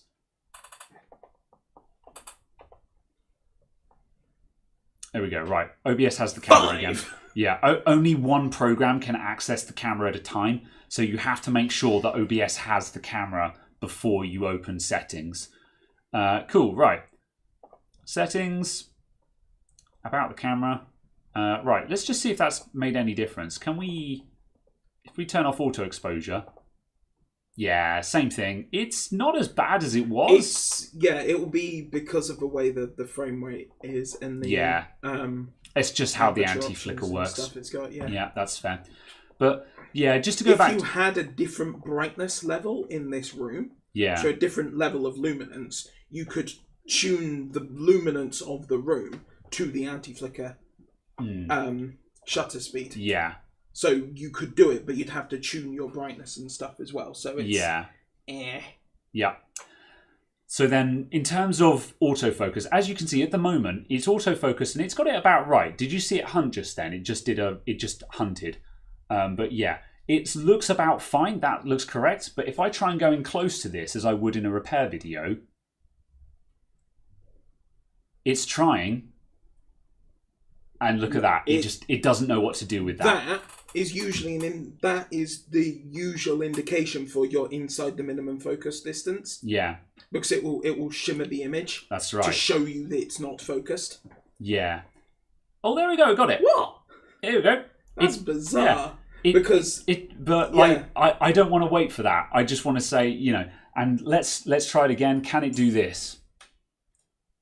Oh, you know what? That's impressively good once it sorted its shit out. I was going to say, that's the firmware update, straight up. It did not used to do that. Before today, it could not do that. I mean, it did have a moment where it was behaving like I expected it to. It could not do that yesterday. Like that, and then like that. Yeah, see? Yeah. This must be in between focus steps. So yeah. if I do that, does it sort itself out? No. Yeah, there you go. Now it's gone. This is why we need manual focus, because although it did actually manage to find it then, and props to it, it did actually manage to focus. There we go. Oh, now it's dropped again. Yeah. It's all right, but it's not great. Like, if I'm trying to record a video, I'm going to be like, focus, you fuck, as AVE would say, it's just like, I can't be dealing with this while I'm trying to... There we go. Oh, no, and it's lost it again. Yeah, so this is why we need manual focus. So the fact that G-Hub did not have manual focus, that's why that was a deal breaker, and that's why I immediately uninstalled it, because I have to have manual focus. See, now on this, I can literally just go there. Now we're in focus, and it will stay there. It won't hunt, because it's manually focused. Yeah. So yeah, so that's why.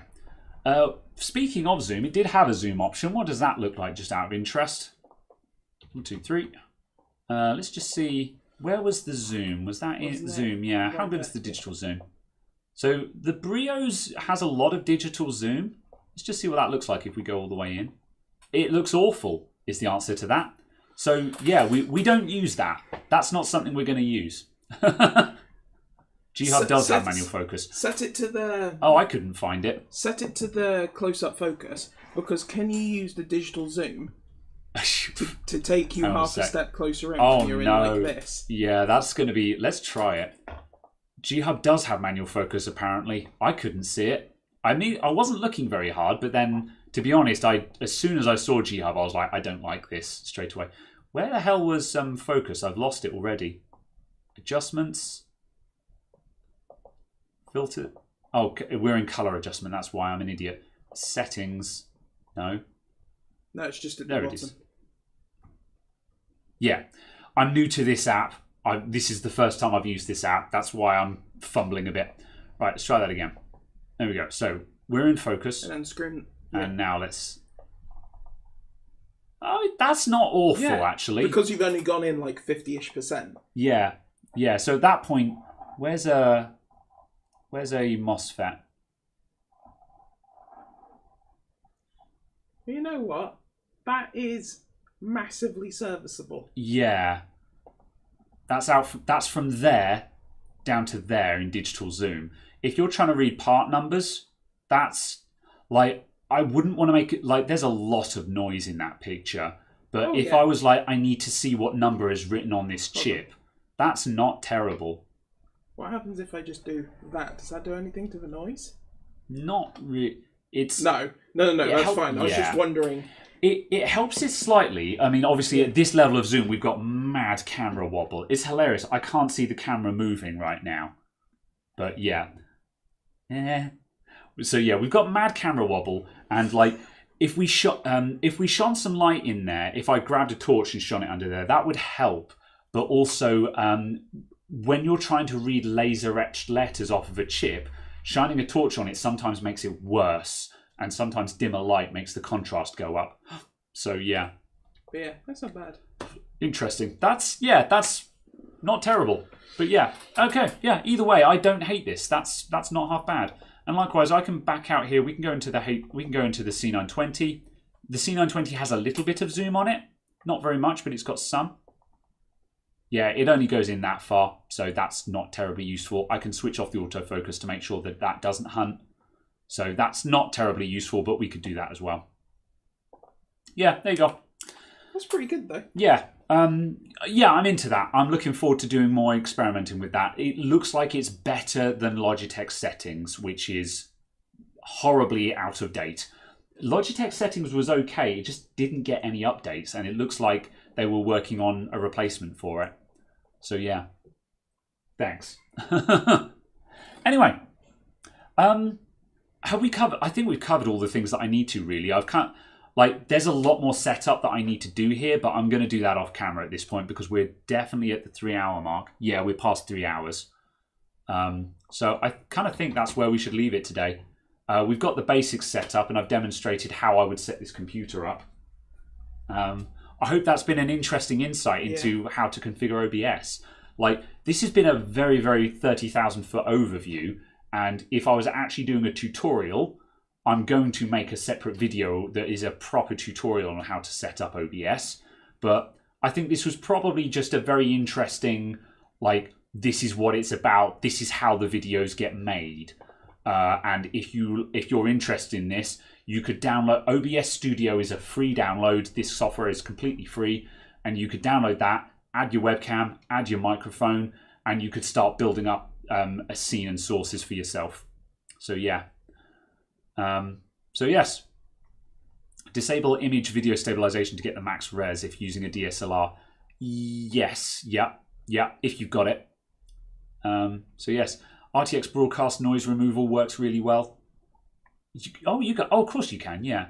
That's interesting. I've never thought of using RTX broadcast on this rig before. I've experimented with it at home, but I've never thought of using it here. I should. Oh, we don't have an RTX. Can't use that on the 1070. You can make it work. Interesting. Yeah. It doesn't have the same performance, so you certainly wouldn't want to try and game on it at the same time. No, I wouldn't need to. But no, you can. Yeah. You can make it work on the 10 series cards. I can't remember if that's even officially sanctioned now. There was comment at some point. RTX Voice has got 10 support, but it's But the footprint is too big to be viable. It was the RTX Voice part. Yeah. I can't remember which bit it was. Yeah. Yeah, only voice, not broadcast. Yeah, that's fine. Yeah. Fine. Okay. And I'm sure as heck not committing an RTX card to this. So yeah. Not until 3050 Ti's or something launch for desktop at like £100 and something. Yeah, see you in a couple of years. Yeah. Exactly. Yeah. Anyway, yeah, I think that's covered the stuff that I wanted to cover here. And as I say, we're at the 3-hour marker, so I'm going to wrap up it. We're out of time, is what I'm saying.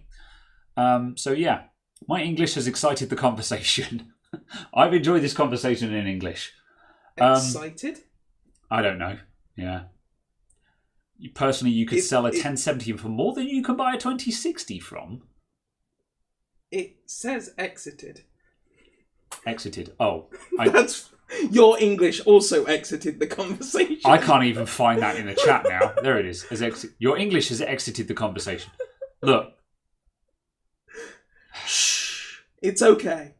It's okay. We can take you back to the care home now. Streaming is very tiring. At least I find it very tiring. And having been talking for 3 hours now, I've been talking for 3 hours. I've had a can of cider. I'm very hungry, so I've been drinking on an empty stomach. And at this point, your brain turns to mush.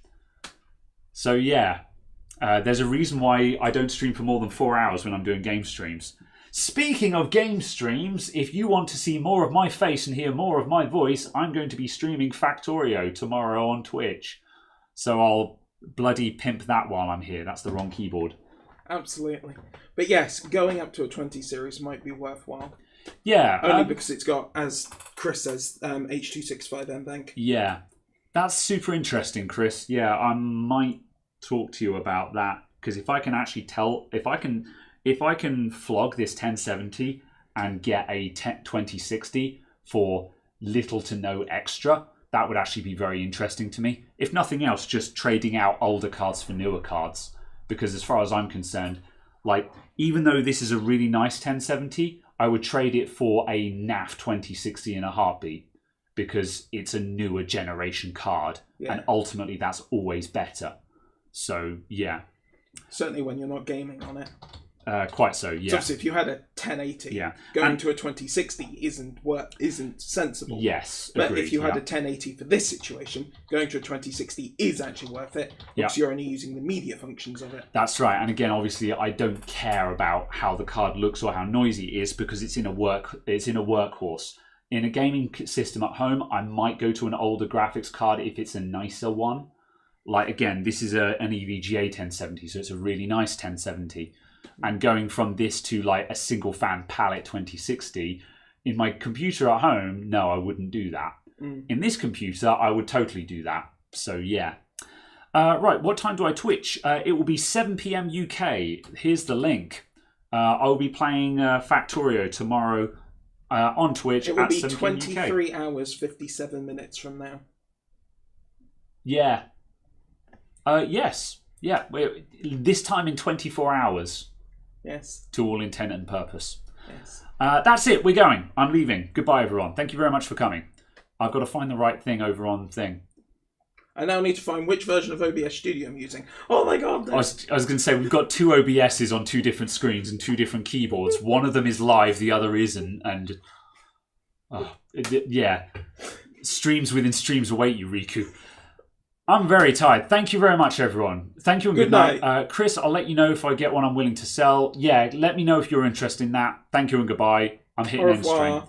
Auf Wiedersehen. I've enjoyed this conversation in English. Bye. Ciao.